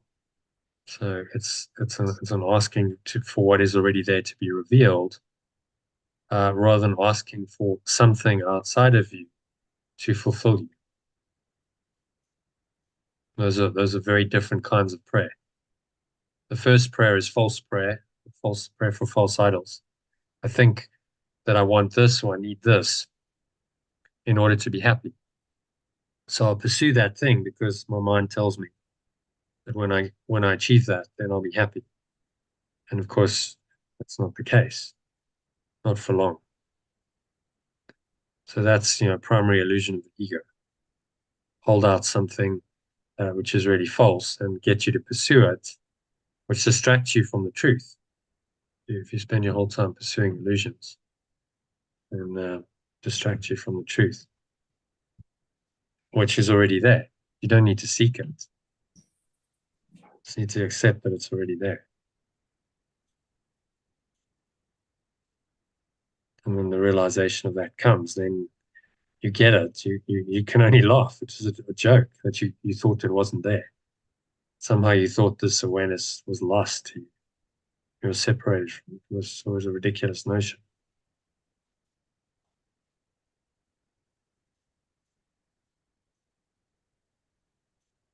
Okay, so is that clear? Yes. So you're not asking for anything in the world. You're just asking for what is already there to be revealed. And that is essentially the difference between the perennial philosophy teachings and the teachings that say, no, you don't already have it. You're lacking something. You're missing something. You've got to acquire it. You've got to become more than you are. You've got to grow into it. You've got to do things to acquire what you think you need, and then that's going to make you happy, which keep you on this hedonic treadmill, like seeking and seeking and seeking, and never actually finding the answer because you're seeking in a dream for the answer to who you are, which is within you already. So then, by definition, you can't find yourself because you're looking elsewhere. And so the ego's mantra is seek and do not find the answer. It never wants you to find the answer because the answer, your true self, would destroy it. So it's going to do everything to distract you from going within and instead get you to look outside of yourself.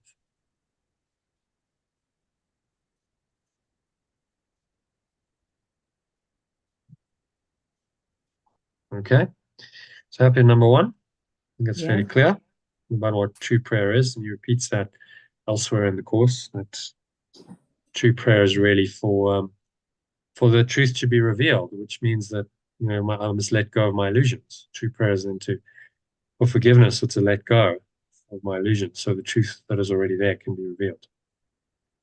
All right, so number two. Again, the original and alternative. You have been told to ask the Holy Spirit for the answer to any specific problem, and that will receive a specific answer if such is your need. I have been told to ask the remembrance of perfect love for the answer for any specific problem, that I will receive a specific answer if such is my need. So if this is my need. Okay.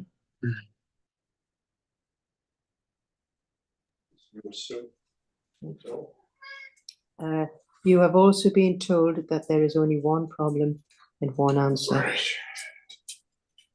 And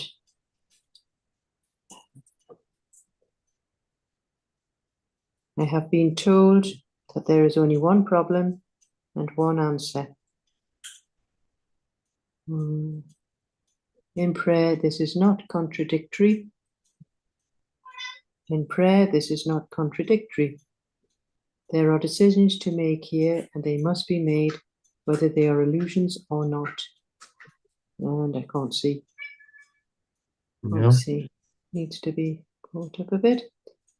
There are decisions to make here, and they must be made, whether they be illusions or not. You cannot be asked to accept answers which are beyond the level of need that you can recognize.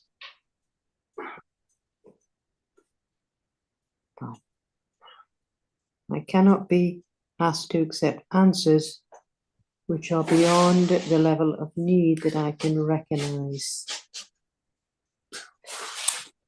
Therefore, it is not the form of the question that matters, nor how it is asked. Therefore, it is not the form of the question that matters, nor how it is asked.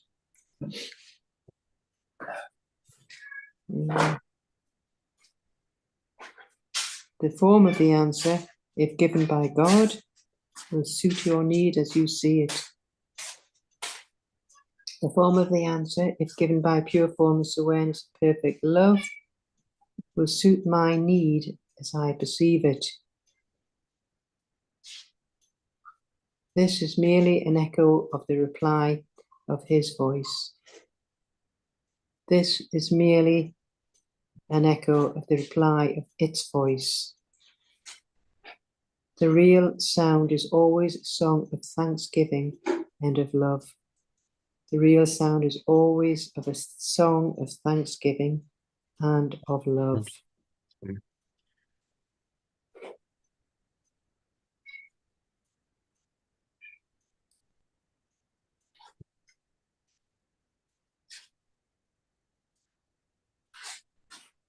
From the top? Yeah. I have been told to ask the remembrance of perfect love for the answer to any specific problem, and that I will receive a specific answer if this is my need. I have also been told that there is only one problem and one answer. In prayer, this is not contradictory. There are decisions to make here, and they must be made, whether they are illusions or not. I cannot be asked to accept answers which are beyond the level of need that I can recognize. Therefore, it is not the form of the question that matters, nor how it is asked. The form of the answer, if given by pure formless awareness of perfect love, will suit my need as I perceive it. This is merely an echo of the reply of its voice. The real sound is always a song of thanksgiving and love. So, we've been told to ask the remembrance of perfect love for any specific problem, and it will answer us as we need it. And we've also been told there's only one problem and one answer.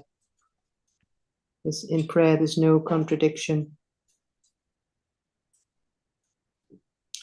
So a decision can be made whether it's an illusion or not. Yeah. So he's saying on the level of form, we have choices to make, decisions to make, and those must be made, whether they are illusions or not. Okay, it's quite practical and quite realistic. Yes, there are certain decisions sometimes you have to make, even though it's an illusion within the construct of the illusion. Are you going to do this? Are you going to do that? You're going to go there. You're going to go there, and so on. And then he's saying, so that there's going to be that on the level of form, and I cannot be asked to accept answers which are beyond the level of need that I can recognize. So I might not recognize my ultimate need, which is somebody to wake up to my true awareness. I'm still, I'm still having to face these apparently human needs. It's not the form of the question that matters, nor how it is asked. The form of the answer, if given by pure formless awareness of perfect love, will suit my need as I perceive it.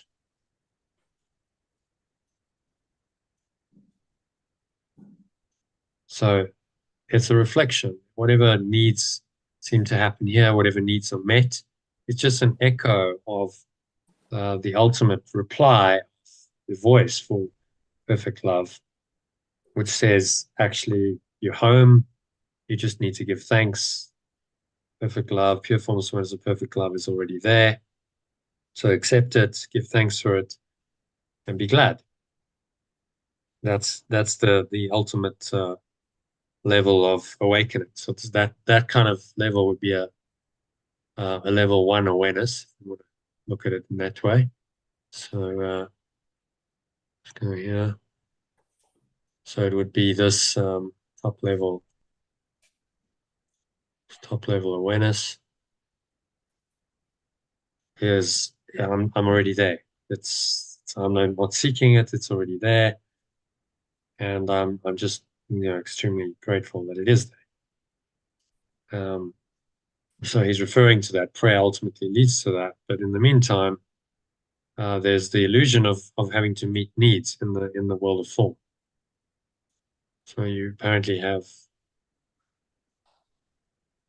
things to do, a level of form, and that's fine.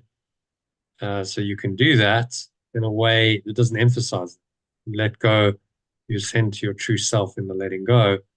And really, that is what he's saying, is that's a reflection. Any need met on this level is just a reflection of the ultimate source of it,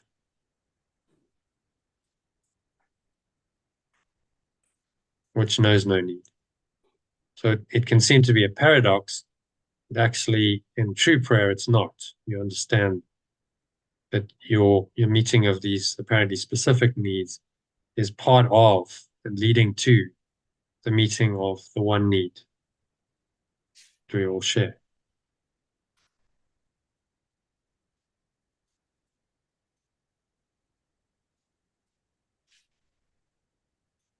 Okay, so come back to Song of Prayer. Is that clear? Any other thoughts on Yes. number 2? Yeah. It's helping us to navigate. It can seem to be a paradox, but it's actually not. It's just at what level you're working. I think this diagram makes that quite clear. If you're dealing with specific needs, you're still dealing on this lower level, but you're trying to raise your mind out of it into the awareness of the true self. So much of forgiveness is about doing that, and this awareness transcends it all, but is the awareness with which infuses the true self of the Christ. So anything that happens on this level, where there's a specific need that's being met, is designed ultimately to awaken you to level 1, the true awareness. It's all part of a process.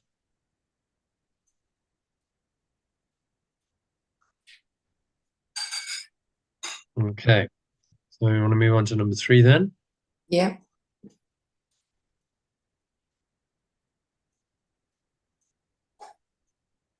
You cannot then ask for the echo. I cannot then ask for the echo. It is the song that is the gift. It is the song that is the gift. Along with it come the overtones, the harmonics, the echoes, but these are secondary. Along with it come the overtones, the harmonics, the echoes, but these are secondary. In true prayer, you hear only the song. In true prayer, I hear only the song. All the rest is merely added. All the rest is merely added. We have sought first the kingdom of heaven, and all else has indeed been given you. I have sought first the state of pure formless awareness, and all else has indeed been given to me. From the top, I cannot then ask for the echo. It is the song that is the gift. Along with it come the overtones, the harmonics, the echoes, but these are secondary. In true prayer, I hear only the song. All the rest is merely added. I have sought first for the state of pure formless awareness, and all else has indeed been given to me.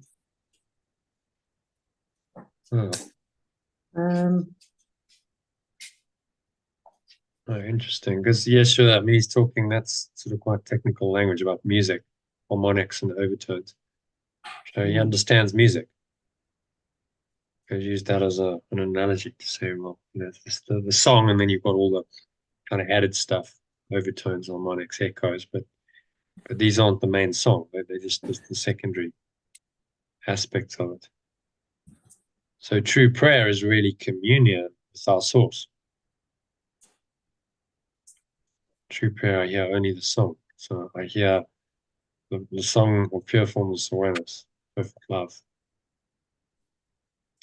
And everything else that's an effect. So we might get miraculous effects, and side effects on the level of form can seem to be quite miraculous. However that plays out, maybe physical healing, maybe synchronistic events, maybe miraculous things happening in life. That's just added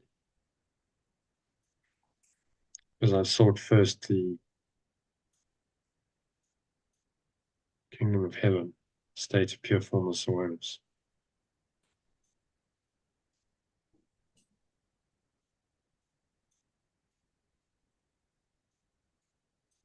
All else has indeed been given to me. So what he's saying here is seek for what's primary. And the secondary we added. But if you value the secondary over the primary, then you lose the primary. If you value form over the content, then you lose connection with your source, which is what typically has happened in prayer. Most people, if they are more traditional, particularly Christians, because prayer is a Christian concept, although other religions do it as well, they start praying for specific outcomes. And you've probably heard that. I'll pray for you. I'll pray for your Yeah. family. You want to Yes. much about meeting the specific need that the mind is seemingly identified. Mm. But these needs are secondary. True prayer is just a communion with God, much more Eastern in its kind of way, much more like meditation. Mm. I commune with God, my own true awareness.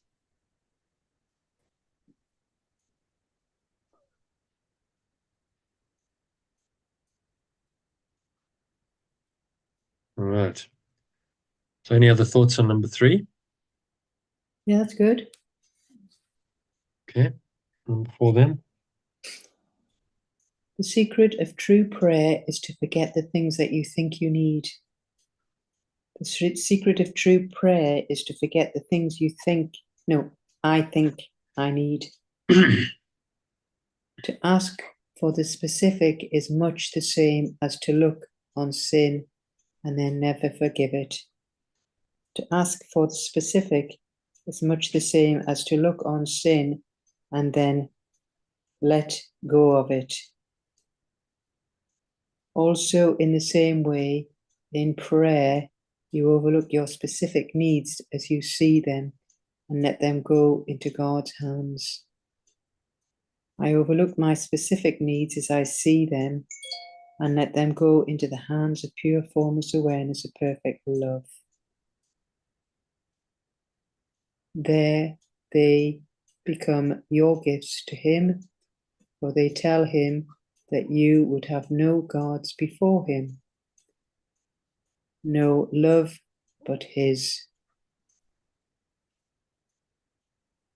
There they become my gifts to it, for they tell it that I want to have no pure formless awareness of perfect love. No, God's. Is it small g? Oh, yeah. So maybe the God's here, the false beliefs. Yeah. Idols, gods. No false beliefs before it, no love but its.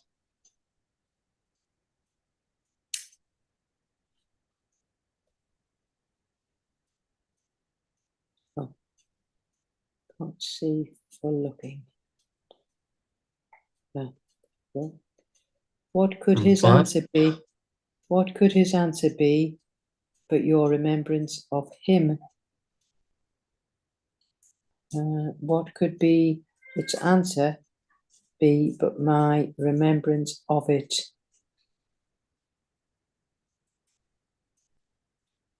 Can this be traded for a bit of trifling advice about a problem of an instance duration? Can this be traded for a bit of trifling advice about a problem of an instant's duration? God's answers only for eternity. Pure formless awareness of perfect love answers only for eternity. But still, as little answers are contained in this, but still all little answers are contained in this.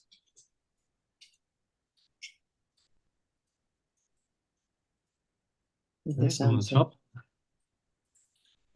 The secret of true prayer is to forget the things I think I need. To ask for the specific is much the same as to perceive sin and then let go of it. Also, in the same way, in prayer, I overlook my specific needs as I see them and let them go into the hands of pure formless awareness of perfect love. There they become my gifts to it, for they tell it that I want to have no false beliefs before it and no love but its. What could its answer be except my remembrance of it? Can this be traded for a little trifling advice about a problem of a moment's duration? Pure formless awareness of perfect love answers only for eternity. But still, all little answers are contained in this answer.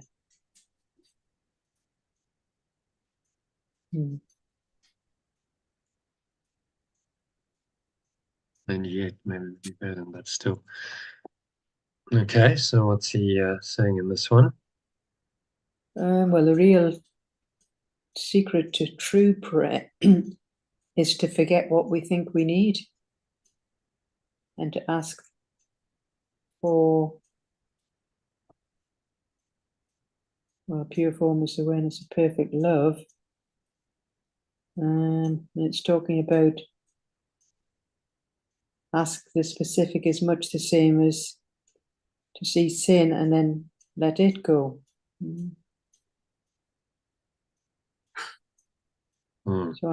So it's the same as prayer. I overlook my specific needs and see them and give it in the hands of the pure formless awareness. And this is when it becomes our gifts. Excuse me. And we need to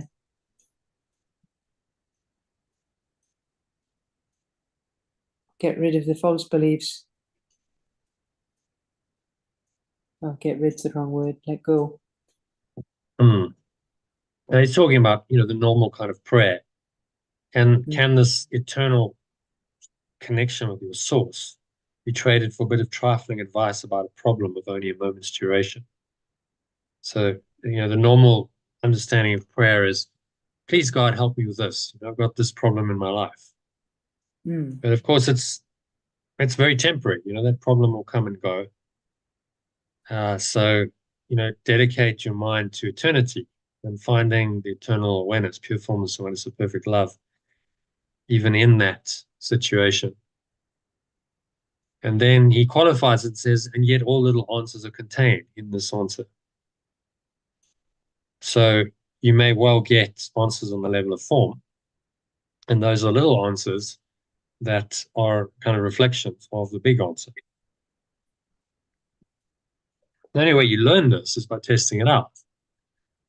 So if you really let go and you say, okay, I'm going to eternity, I'm just rooting my mind on that and I'll stay fixed on that no matter what, then you do start to see that things work out in strange and miraculous ways. Often the answers are given to questions you had, to challenges in and through that awareness. It just sort of unfolds. And then you start awakening to this truth. And actually only the eternal, only this pure formless awareness of perfect love is really real. And if I go there and I let go of everything else, then somehow everything else ultimately, doesn't mean you won't have challenges along the way, but it ultimately works out for the best for me and for everyone.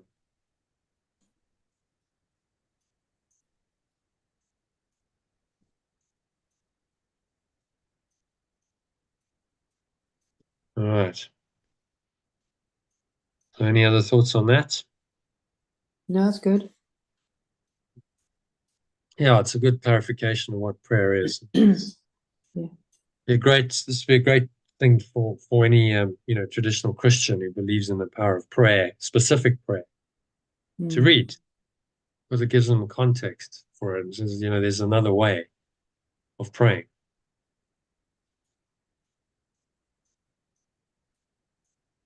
Okay, so number 5. Prayer is a stepping aside, letting go, quiet time of listening and loving. Prayer is a stepping aside, letting go, quiet time of listening and loving. It should not be confused with supplementation of any kind, because it is a way of remembering your holiness. Remembering your holiness. It's supplication, which means some kind of submissive. Let's just read supplication definition. Okay, it's good. Can't be reached. Not quite sure why. I'm connected. Okay.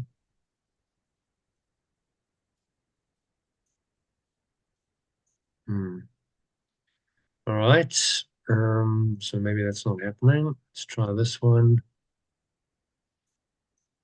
I'm going to do the same thing, but supplication meaning.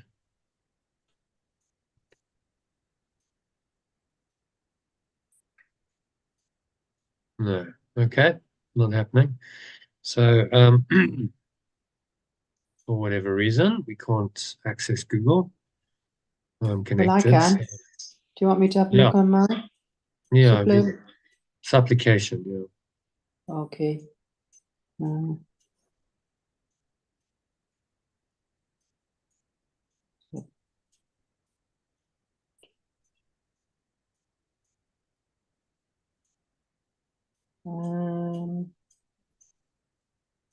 Supplication, the action of asking or begging for something earnestly or humbly.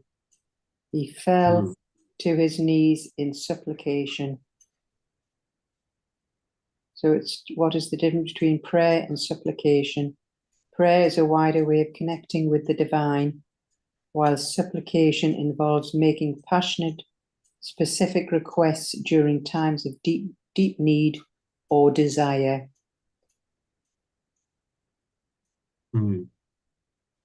So prayer is the connection with the divine, whereas the other one is Yeah, I think we'll leave the word supplication because it's got a very specific meaning. Yeah. Right. And number 3. Why should holiness entreat, being fully entitled to everything love has to offer? Why should innocence entreat, being fully entitled to everything love has to offer? And it is to love you go in prayer. And it is to love I go in prayer. Prayer is an offering prayer is an offering, a giving up of yourself to be at one with love.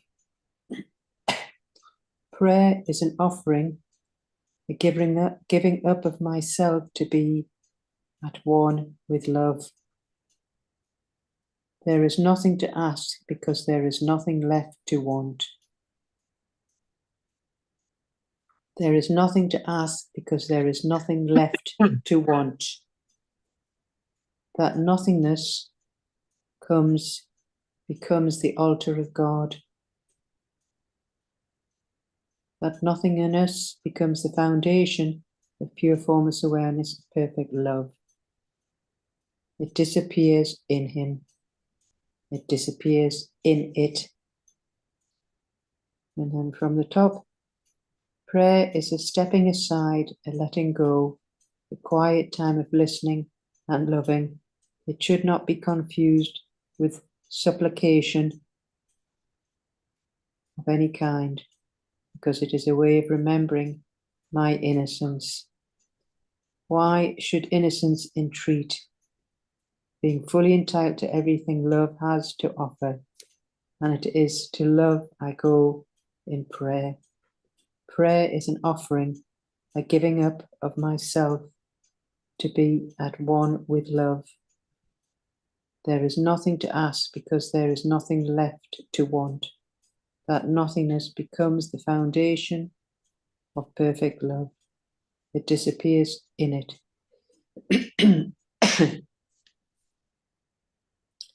So it's Giving up of my separate self. mm, So prayer is letting go, is what he's saying. yeah, True to prayer join. is a deep letting go, and it's not to be confused with, oh, please God, do this for me. Please You're God, begging. I'm so Yeah, desperate. Please, mm, please, I'm desperate, help me, which is what a lot of people do. When they're yeah, desperate, they turn to prayer in that way. And yes. he's giving us another mode of prayer here. We see a lot of people with a little cross on their neck, a little pendant. Mm. And if they're going into something that they desire or want, like I see a lot of footballers do it, don't they? They do a little Mm. cross They do in a the little hope that, cross. Mm. yeah, I've seen that. So that's obviously them hoping that they're going to win. Yeah, God bless me. Let me, let my efforts be blessed, and let me get a good result. So But that's that is supplication. to that is to seriously blaspheme what God is, because God has got no interest in results and The who wins worldly and who stuff. loses.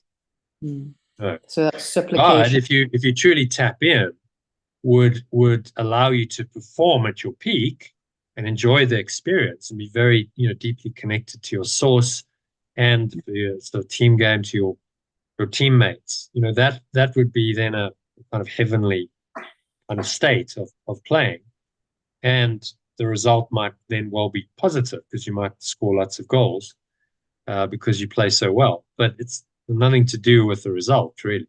It's a Mm. state of mind and a state of being in Or a flow flow. state. Yeah, Yeah. flow state. I'm in the source. I'm being inspired by it. It's coming through me.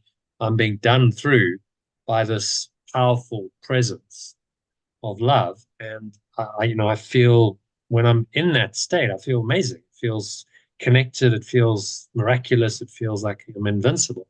Pele actually Yeah. described it. He described the flow state very well. He said it felt like I could dribble all day. I could do whatever I wanted. I felt Mm. invincible.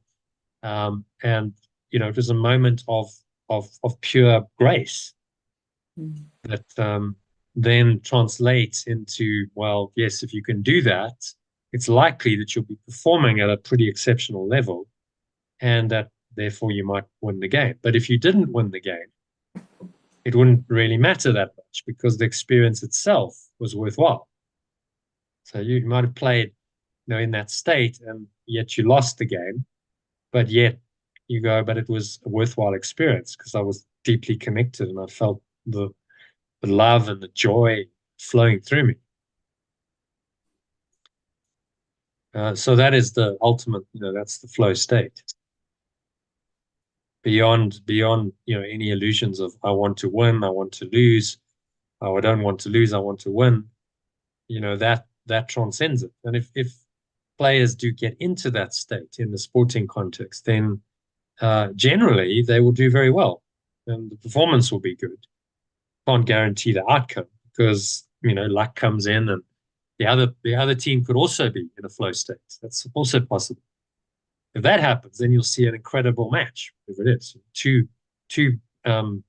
people or teams in a flow state, it leads to an incredible game of whatever it is, which is quite rare.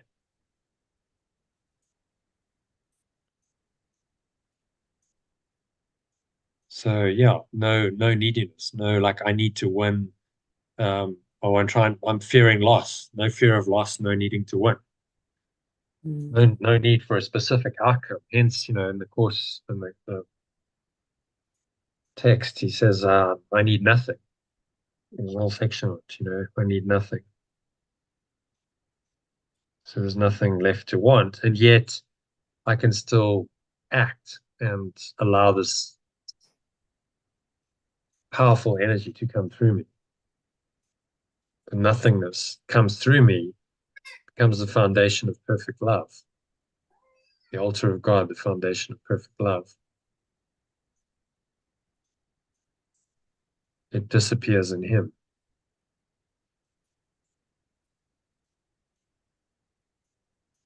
And so it's an emptiness.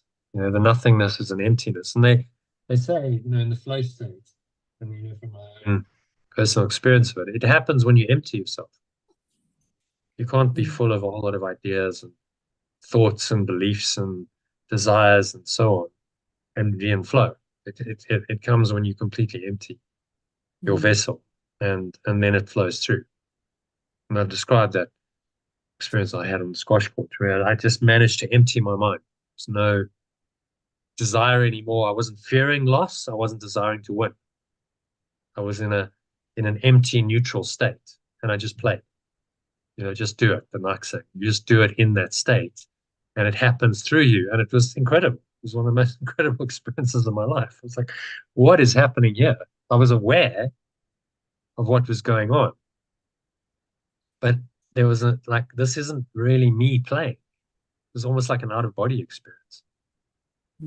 I was so empty that there was no longer a separate self trying to do it anymore, trying to win, because that's what the separate self wanted, or avoiding loss, fear of loss, trying to win. These are all egoic desires. It was just happening in and through me, and I just witnessed the experience. There was a part of my awareness that was that was able to witness it, even while I'm doing it. Go, oh wow, this is pretty amazing.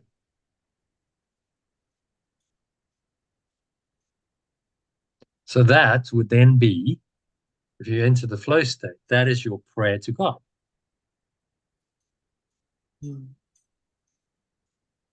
For anyone who,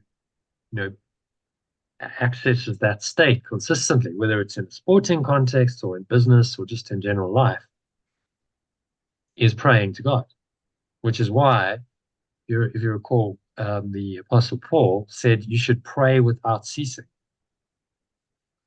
You heard that in the Bible. A lot of people don't understand what it meant. No, yeah, I haven't read the Bible, so I don't know. I've quoted that before in some of our. Yeah, I have heard you saying it, yes. Yeah.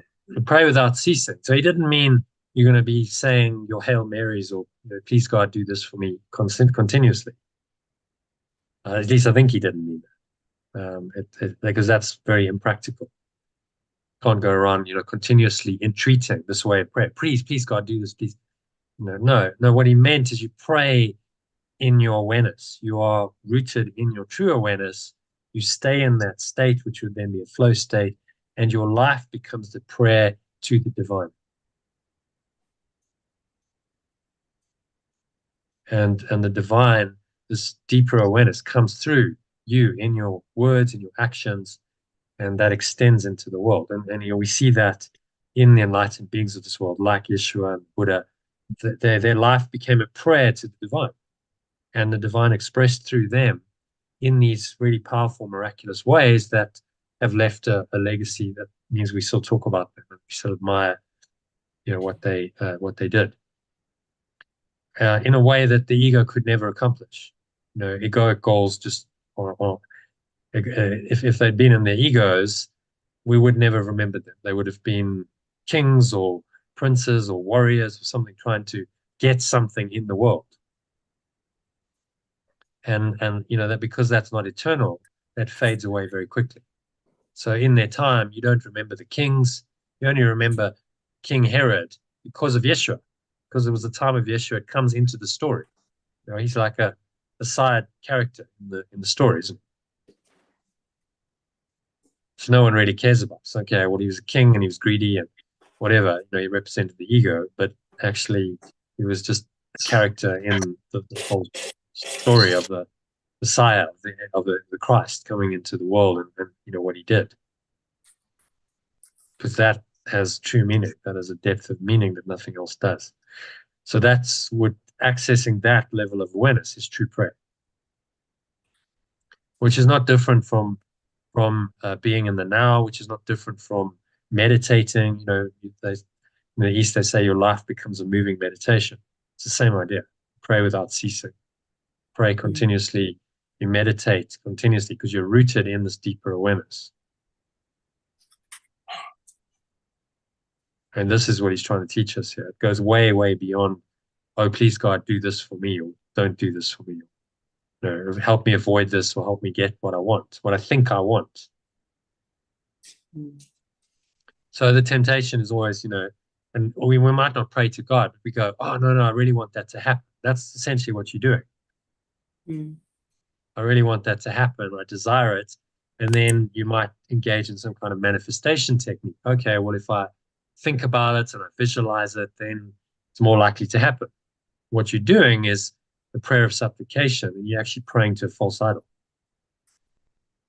It's the ego that is being prayed to, because only the ego could want specifics. So when you're tempted to do that, let it go and say, no, actually, my only prayer is for God's will to be revealed. In other words, my true awareness to be shown to me in the situation. I am still what I am, irrespective of what happens on the level of form.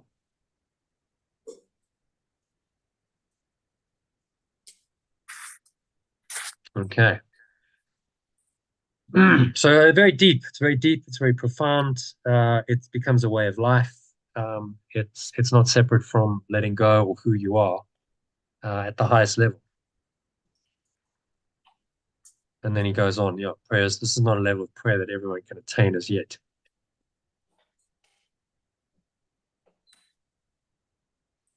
You want to read that? Yeah. Prayer is a stepping aside and letting go. We've already read that. Oh, yes, we have. Yeah. This is not a level of prayer that everyone can attain as yet. Yeah. This is not a level of prayer that everyone can attain as yet.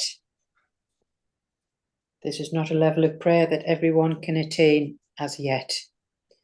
Those who have not reached it will need your help in prayer, because their asking is not yet based upon acceptance. Those who have not reached it still need my help in prayer, because their asking is not yet based upon acceptance. Help in prayer does not mean that another mediates between you and God. Help in prayer does not mean that another mediates between me and pure formless awareness of perfect love. But it does mean that another stands beside you and helps to raise you up to him. But it does mean that a companion stands beside me, and helps to raise me up to it. One who has realized the goodness of God prays without fear.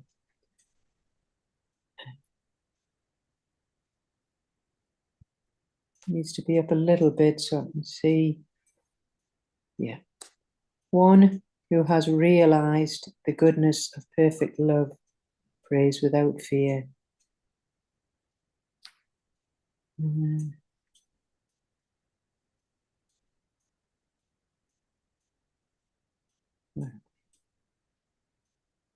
And one who prays without fear cannot reach him. Let's have a look. And he can therefore also reach his son whenever he may be, in whatever form he may seem to take. It can therefore also reach its extension wherever it may be and whenever form it may seem to take. And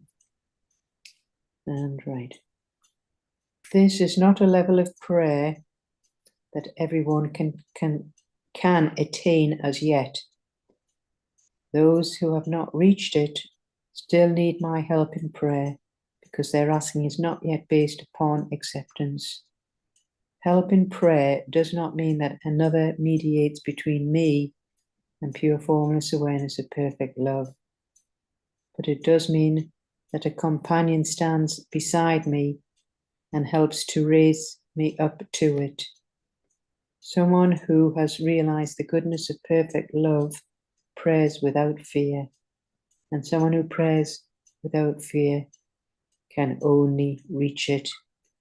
Therefore, it can also reach its extension, whenever it may be and whatever form it may seem to take. So, what it's saying, so this is not a level of prayer that everyone can attain. Of those who haven't reached it, it's because their asking is not based upon acceptance of what prayer truly is.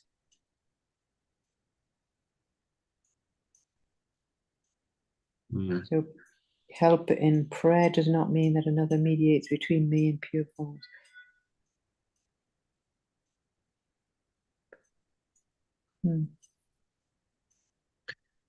So it's about the companion who stands beside us to help us raise us up to this true prayer. And someone who has realized the goodness of perfect love's prayer without fear. So if you pray without fear, then you will reach it.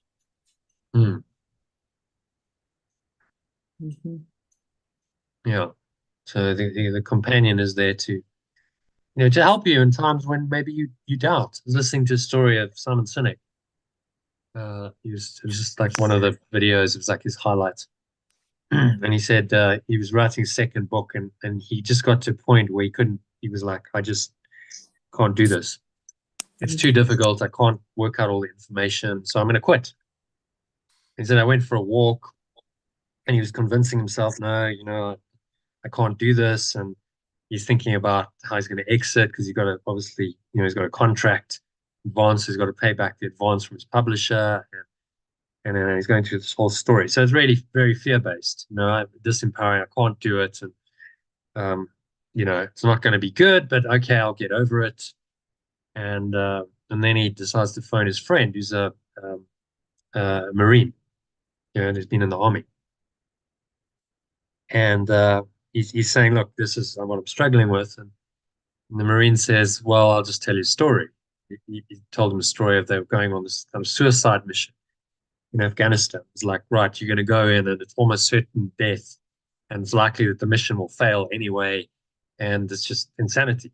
And so he was the company or the platoon leader or whatever, sergeant or whatever in charge. And so one of his men is saying, well, what do we do here? This is suicide. We've got families. We don't want to die.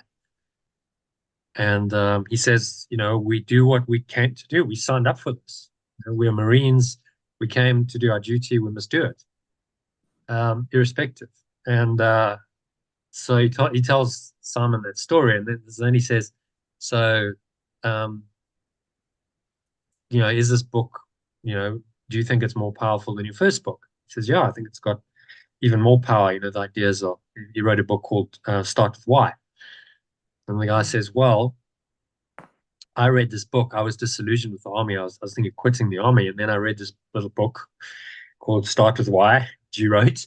And it re-inspired me. And it gave me a new faith and a new inspiration. And so I stayed. And I try to implement those ideas in, my little world in the army. And it's made a difference, quite a profound difference to my life. So if you're saying your book is going to be even more powerful than that, your second book, then you got to do what you came to do. You signed up for this. So that would be an example of a companion standing with you in true prayer. You see? Because he's not saying we asking for it. He's saying, okay, it's already there. You can do this. Just don't let your fear sabotage you. This is what you signed up for. He's holding him to a higher standard, isn't he, in that moment? And so that's what he's talking about when he talks about your companion and raising you up. It's like, okay, if you temporarily fall down, your brother companion is there to raise you up and remind you of what's true in that moment. And there's a huge value in that.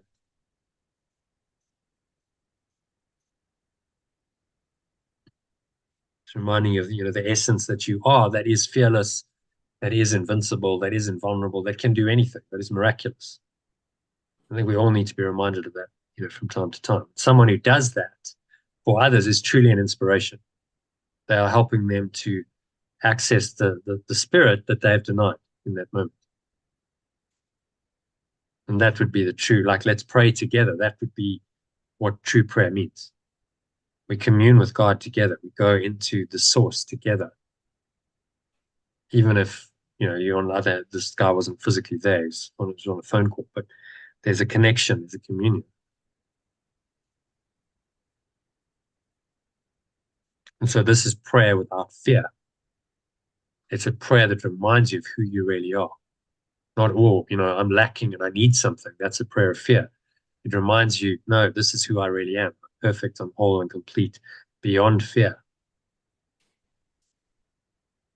And this kind of prayer will always reach its extension. This is how we connect with our source. The true prayer is the communion with the source in a fearless state.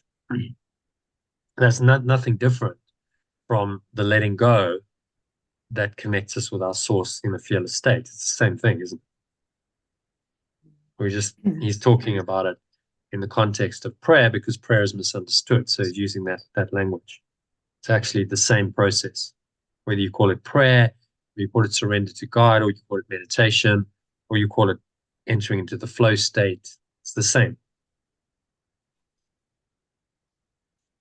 And so if you see this, then you can see that across all of the spiritual traditions and religions, it's actually all the same. They just have different language for it. So the Christian will say, well, I truly prayed to God and I felt like I connected. The Buddhist says, I went into deep meditation and I let go of everything and I found nirvana. And someone else might say it in a different way. As a Advaita Vedanta practitioner would say, I let go of my separate self and entered samadhi. It's all the same, isn't it? It's just different language. Mm-hmm. So you start to see there's actually one universal experience that it all leads to. And depending on the context and the language, it's just going to be described differently because that's what language and cultural context does. It sees differences rather than similarity more often than not. But to see the underlying similarity, you go like, actually, these people are talking about the same thing, the same kind of experience, whether they're a Christian mystic or a Buddhist monk or a Sufi yogi, or whatever. It doesn't matter. They're the same. So they are all praying to God source in their own way. They found a way to reach it directly through their spiritual practice, which becomes their prayer.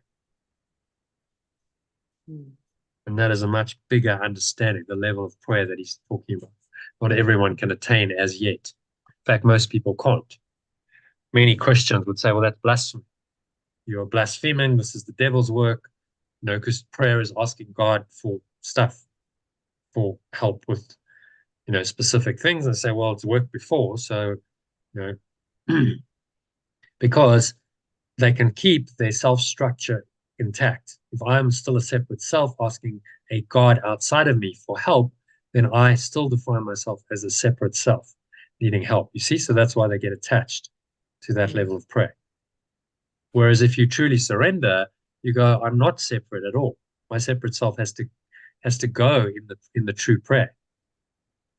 Because it's true prayer is communion with God. So I become one with it. There's no longer a separate self that needs anything. Oh, the ego gets nervous. So it wants to cling to the old way of prayer and say that that's the truth. But actually it's not. It's just a defense against the truth. And it always was.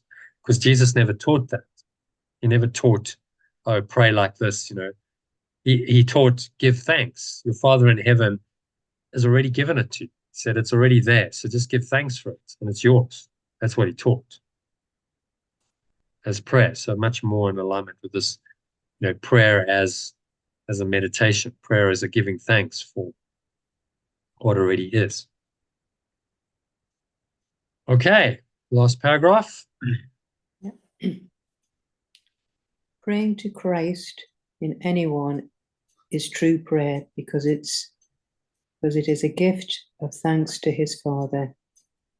Praying to my true self in anyone is true prayer because it is a gift of thanks to its source. To ask that Christ be but himself is not an entreaty. To ask that my true self be only itself is not an entreaty. It is a song of thanksgiving for what you are. It is a song of thanksgiving for what I am. Herein lies the power of prayer. Herein lies the power of prayer. It asks nothing and receives everything. It asks nothing and receives everything. This prayer can be shared because it receives for everyone. This prayer can be shared because it receives for everyone. To pray with one who knows that this is true is to be answered. To pray with one who knows that this is true is to be answered. Perhaps this specific form of solution for a specific problem will occur to either of you. It does not matter which. Perhaps this specific form of solution or resolution for a specific problem will occur to either of us. It does not matter which. Perhaps it will reach both if you are genuinely attuned to one another.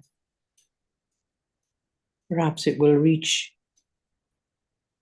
both if we are genuinely attuned to one another.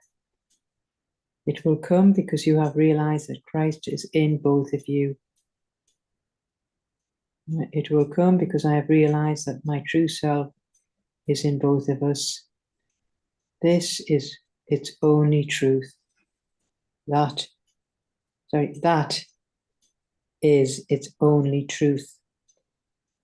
And then from the top, praying to my true self in anyone in true prayer, because it is a gift of thanks to its source. To ask that my true self be only itself is not an entreaty. It is a song of thanksgiving for what I am. Herein lies the power of prayer. It asks nothing and receives everything. This prayer can be shared because it receives for everyone. To pray with one who knows that this is true is to be answered. Perhaps the specific form of resolution for a specific problem will occur to either of us. It does not matter which. Perhaps it will reach both. If we are genuinely attuned to one another, it will come because I have realized that my true self is in both of us. That is its only truth. Right. Well, praying to the true self in anyone is true prayer because it's a gift of thanks to the source. What was that entreaty again? You said true self is only itself is not an entreaty. You did just Entreaty is a request for something. Right, yeah. Not a request for something. Maybe we'll just translate that as. Yeah.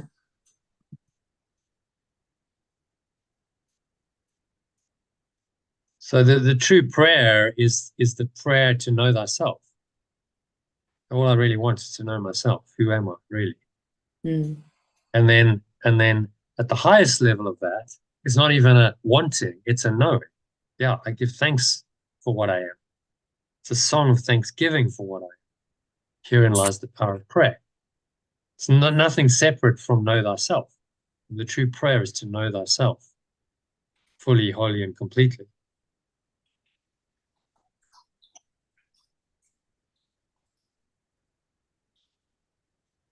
asks nothing and receives everything.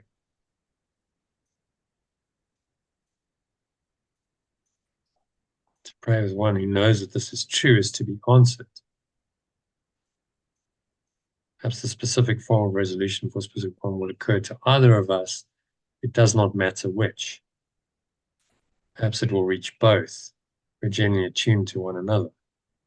Will come because I've realized that my true self is in both of us. That is its only truth.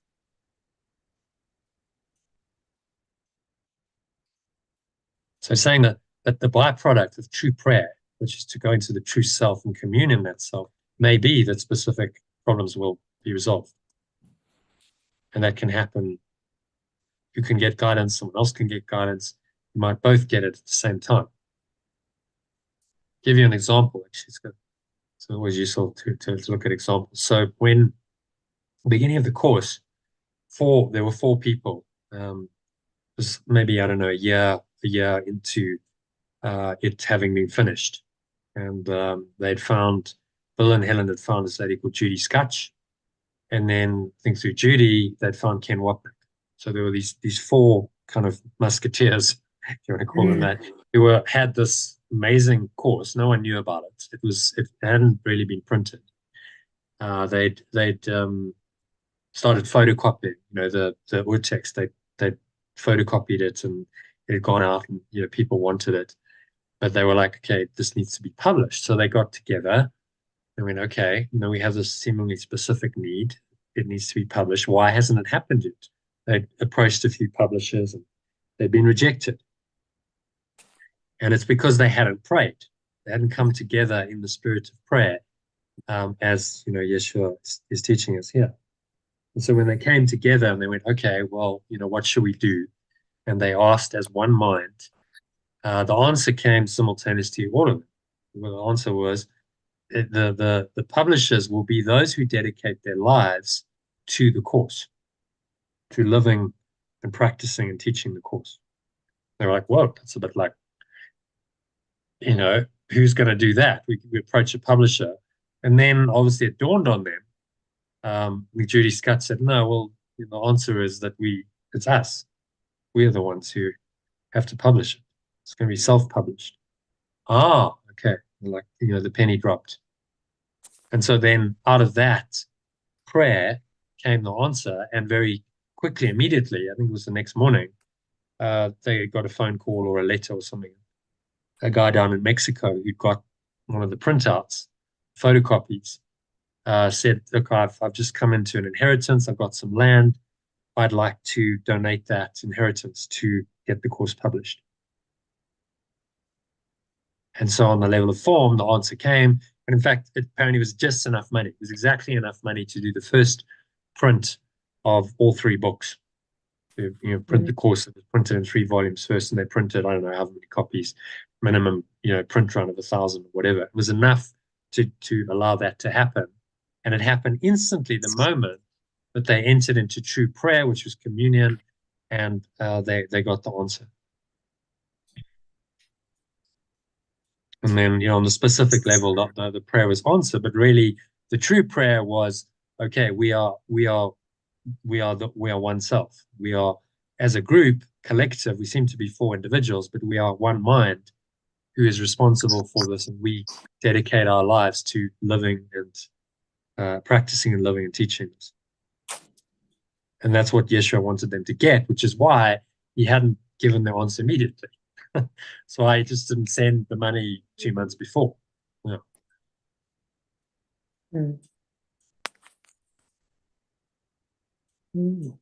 Interesting.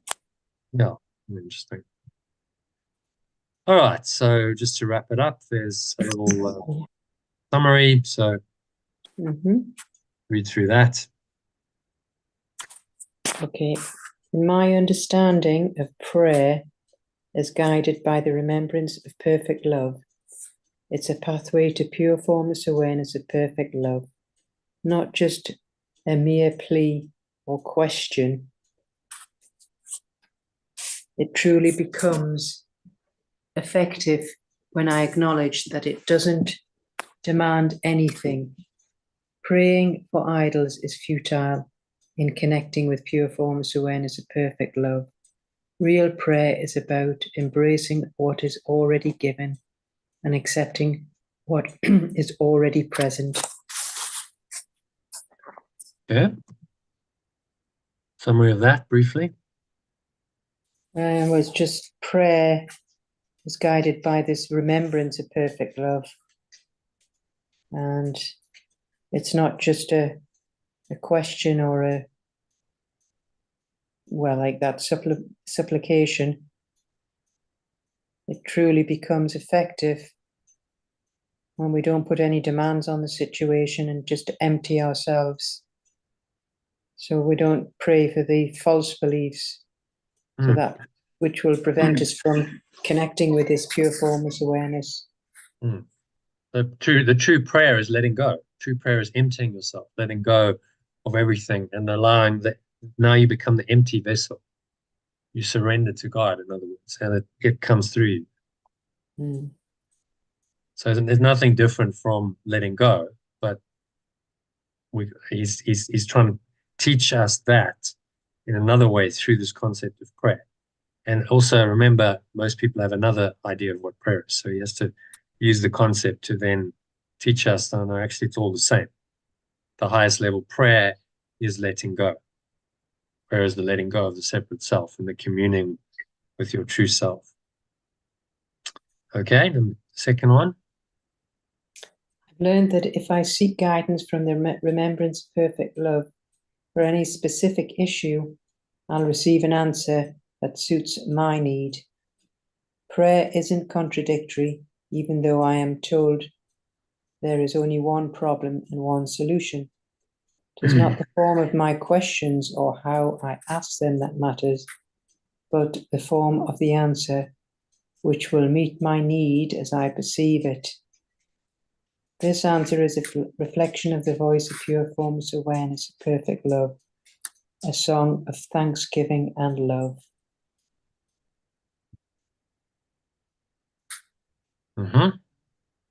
Saying that one. It's just about the seeking specific problems, but it's again through letting go and allowing the remembrance of perfect love to do its job. I will receive an answer that suits my need. Well, my need being the remembrance of perfect love, not the separate self.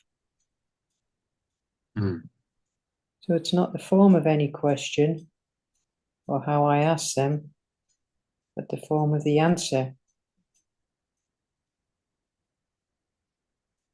which will meet my need as I perceive it.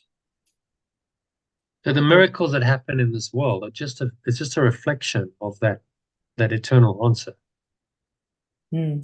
They are there to help us to understand and know who we really are. And that's all they're there for. It's not really about meeting any separate need, because separate needs don't exist. But the beneficent things, the miracles happen because they're there as a necessary part of the learning. Oh, okay, well, if I actually do change my mind, then look at what happens. Otherwise, how would we learn that this is working? So it's a byproduct of true prayer. The answers on the level form come from a byproduct of this deep prayer, which is connecting with your true self. Okay, the next one, in prayer, I understand. In prayer, I understand that I am not seeking the echo, but the song itself, the gift that comes with overtones and harmonics. The true essence of prayer is only in the song, and everything else is secondary. By seeking a state of pure formless awareness first, everything else is granted to me.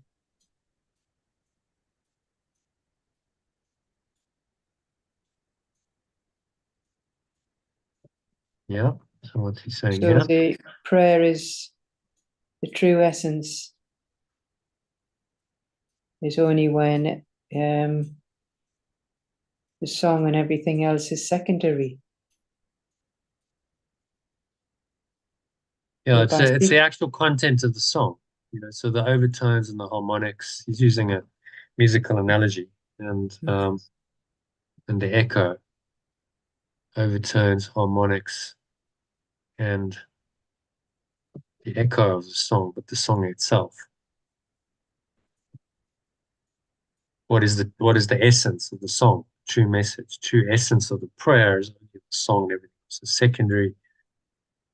So we seek the state of pure formless awareness first. mm, Put that first, and then everything else is granted. So whatever you need on the level of form will come to you in a way that doesn't put emphasis on it. And that's the essence of the flow state again. There's no emphasis on outcome. It just happens. And it happens, in a beneficent way that you maybe couldn't have even imagined. Very beneficent, but not necessarily how you would have thought it would happen. And so that's the hallmark of true prayer and the miracles or the flow or the synchronicity that comes with it. Okay, so true prayer involves forgetting. true prayer involves forgetting what I think I need. By overlooking my specific needs and entrusting them to pure formless awareness of perfect love, they become my gifts to it, showing my devotion to it alone. Prayer becomes a way of remembering my innocence and an offering to unite with love. In this state of nothingness, I find the foundation of pure formless awareness of perfect love, where it all disappears in it.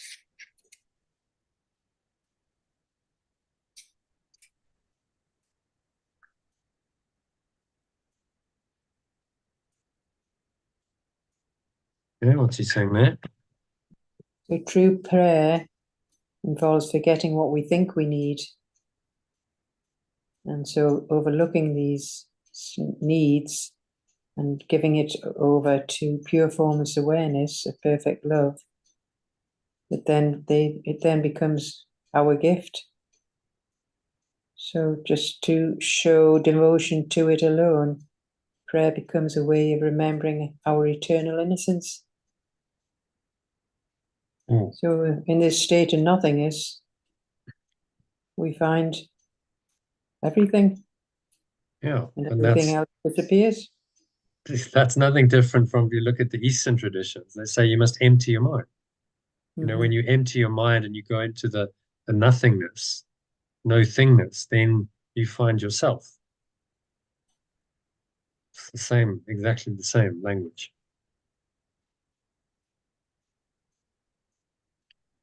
It's true prayer is the communion with God, the highest level. Okay, so not everyone can reach this level of prayer yet. Not everyone can reach this level of prayer yet. Those who haven't still need my help, as their prayers are not based on acceptance. Helping in prayer means standing beside someone, assisting in elevating them to pure formless awareness of perfect love. One who understands the goodness of pure formless awareness of perfect love prays fearlessly and inevitably reaches it. This connection also allows reaching its extension regardless of form. So this is where not everyone can reach this prayer yet, but if they reach out to a companion who will sort of stand beside them and helping them to elevate them towards this perfect love. And once they understand the goodness of this perfect love fearlessly, and then this will connect them to perfect love to reach its extension regardless of form. Mm. Regardless of its form. So whatever form it takes, we can find it and we can connect with it. Mm. So know thyself. The true prayer is to know yourself and to let go of the ego. forgiveness to do that. Okay, so last one, and then just a key message. Praying to my true self in anyone is a form of true prayer, a thanksgiving to its source. Asking my true self to be only itself is a celebration of my essence. The power of prayer lies in its natural asking nothing and receiving everything. This form of prayer is inclusive, benefiting everyone involved. Praying with someone who understands this truth ensures an answer, possibly bringing resolution to specific problems. Such prayers work because I recognize that my true self resides in all of us.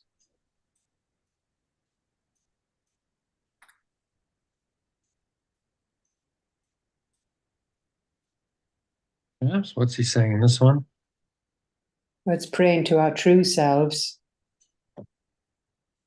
and asking for the true self to be only itself is a celebration of the essence of it.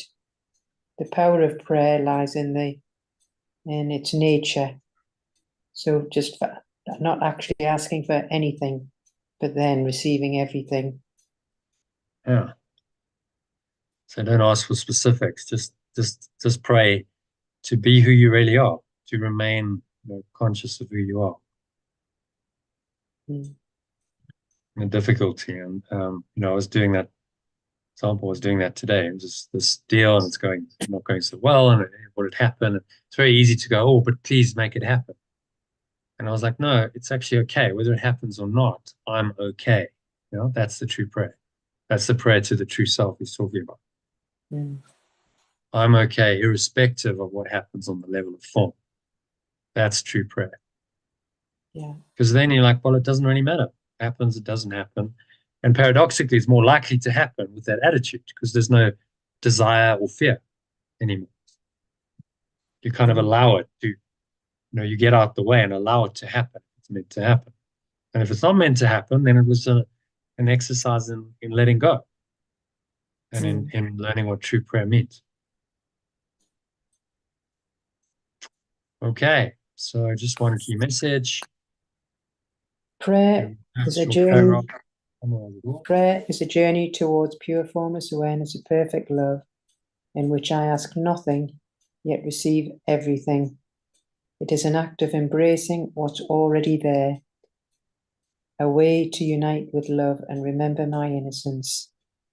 True prayer transcends specific needs, offering a connection to everyone and everything, including my true self.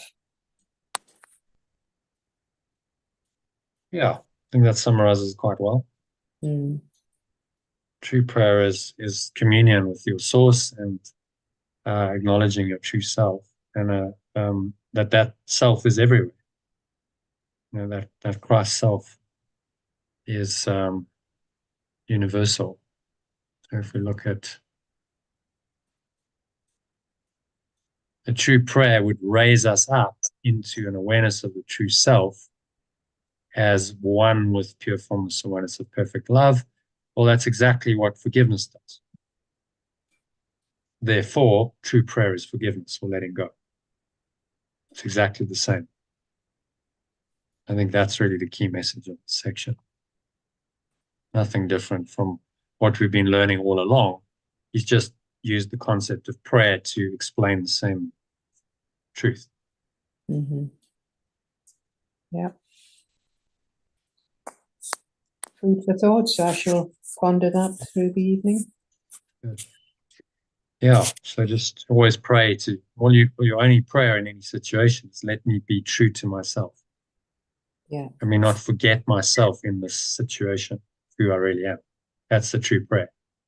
Mm. That's the prayer to Christ, your true self.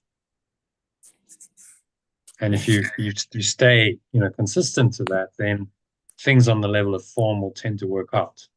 That's how miracles work. Because they're there to show you, yeah, that's, you've gone to the correct level, and if you unblock your mind is no longer fear, then well, then you release the blocks, and so those are now gone out of the quantum field, and often that releases things to happen, beneficial, helpful, healing things, because you've really let go of the block. But as he said, it's an an advanced level. Not everyone can reach this level of prayer. No. So it requires this mind discipline, mind training to attain that. So whenever you practice in this way and you're letting go, you're doing a lesson, you're letting go, it's prayer. You're praying to connect with your true self and be rooted in that true self. And let whatever miracles, whatever needs to happen will happen. Okay, very good section. Enjoyed that. Very good. Yes, me too. I'm in the song of prayer. I'll see you tomorrow. Tomorrow during the day I'm busy. So can we do an evening session? Yeah, that's better for me. Yes. Yeah. What sort of time works for you? About but 6 is good. Yeah, 6. 6 o'clock. Yeah. All right. Of course, you're later, aren't you? I mean, we're 2 hours later. Yeah, but that's fine. Oh yeah. I can come back. I mean, it can be 5. I mean, 6 is better though. Yeah, with animals and so forth. Yeah. All right. See you then. Okay. Great. Namaste. Bye. Okay. Thanks, Elaine. Have a good evening. All right. So that's a wrap for today. Thank you to Elaine for joining. Great section. Studied on prayer, meaning of prayer.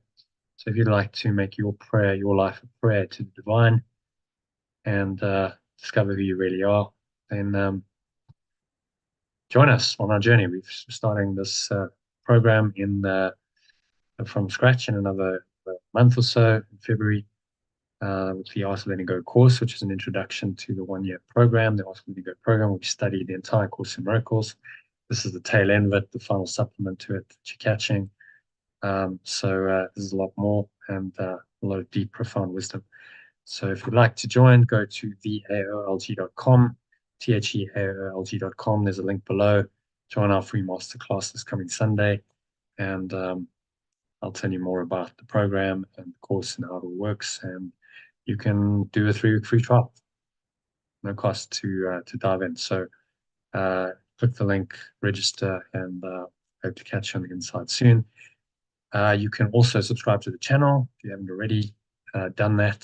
If you'd like to be notified whenever I go live, which is 6 days a week, via YouTube. And finally, some of the material I shared up front, the inspirational quote, daily lesson, and I also send out at least one short meditation on Telegram. So go to lifeball.com and sign up there, and you can receive that as well every day, free of charge. So take another step to know your true self and make your life a prayer to the divine.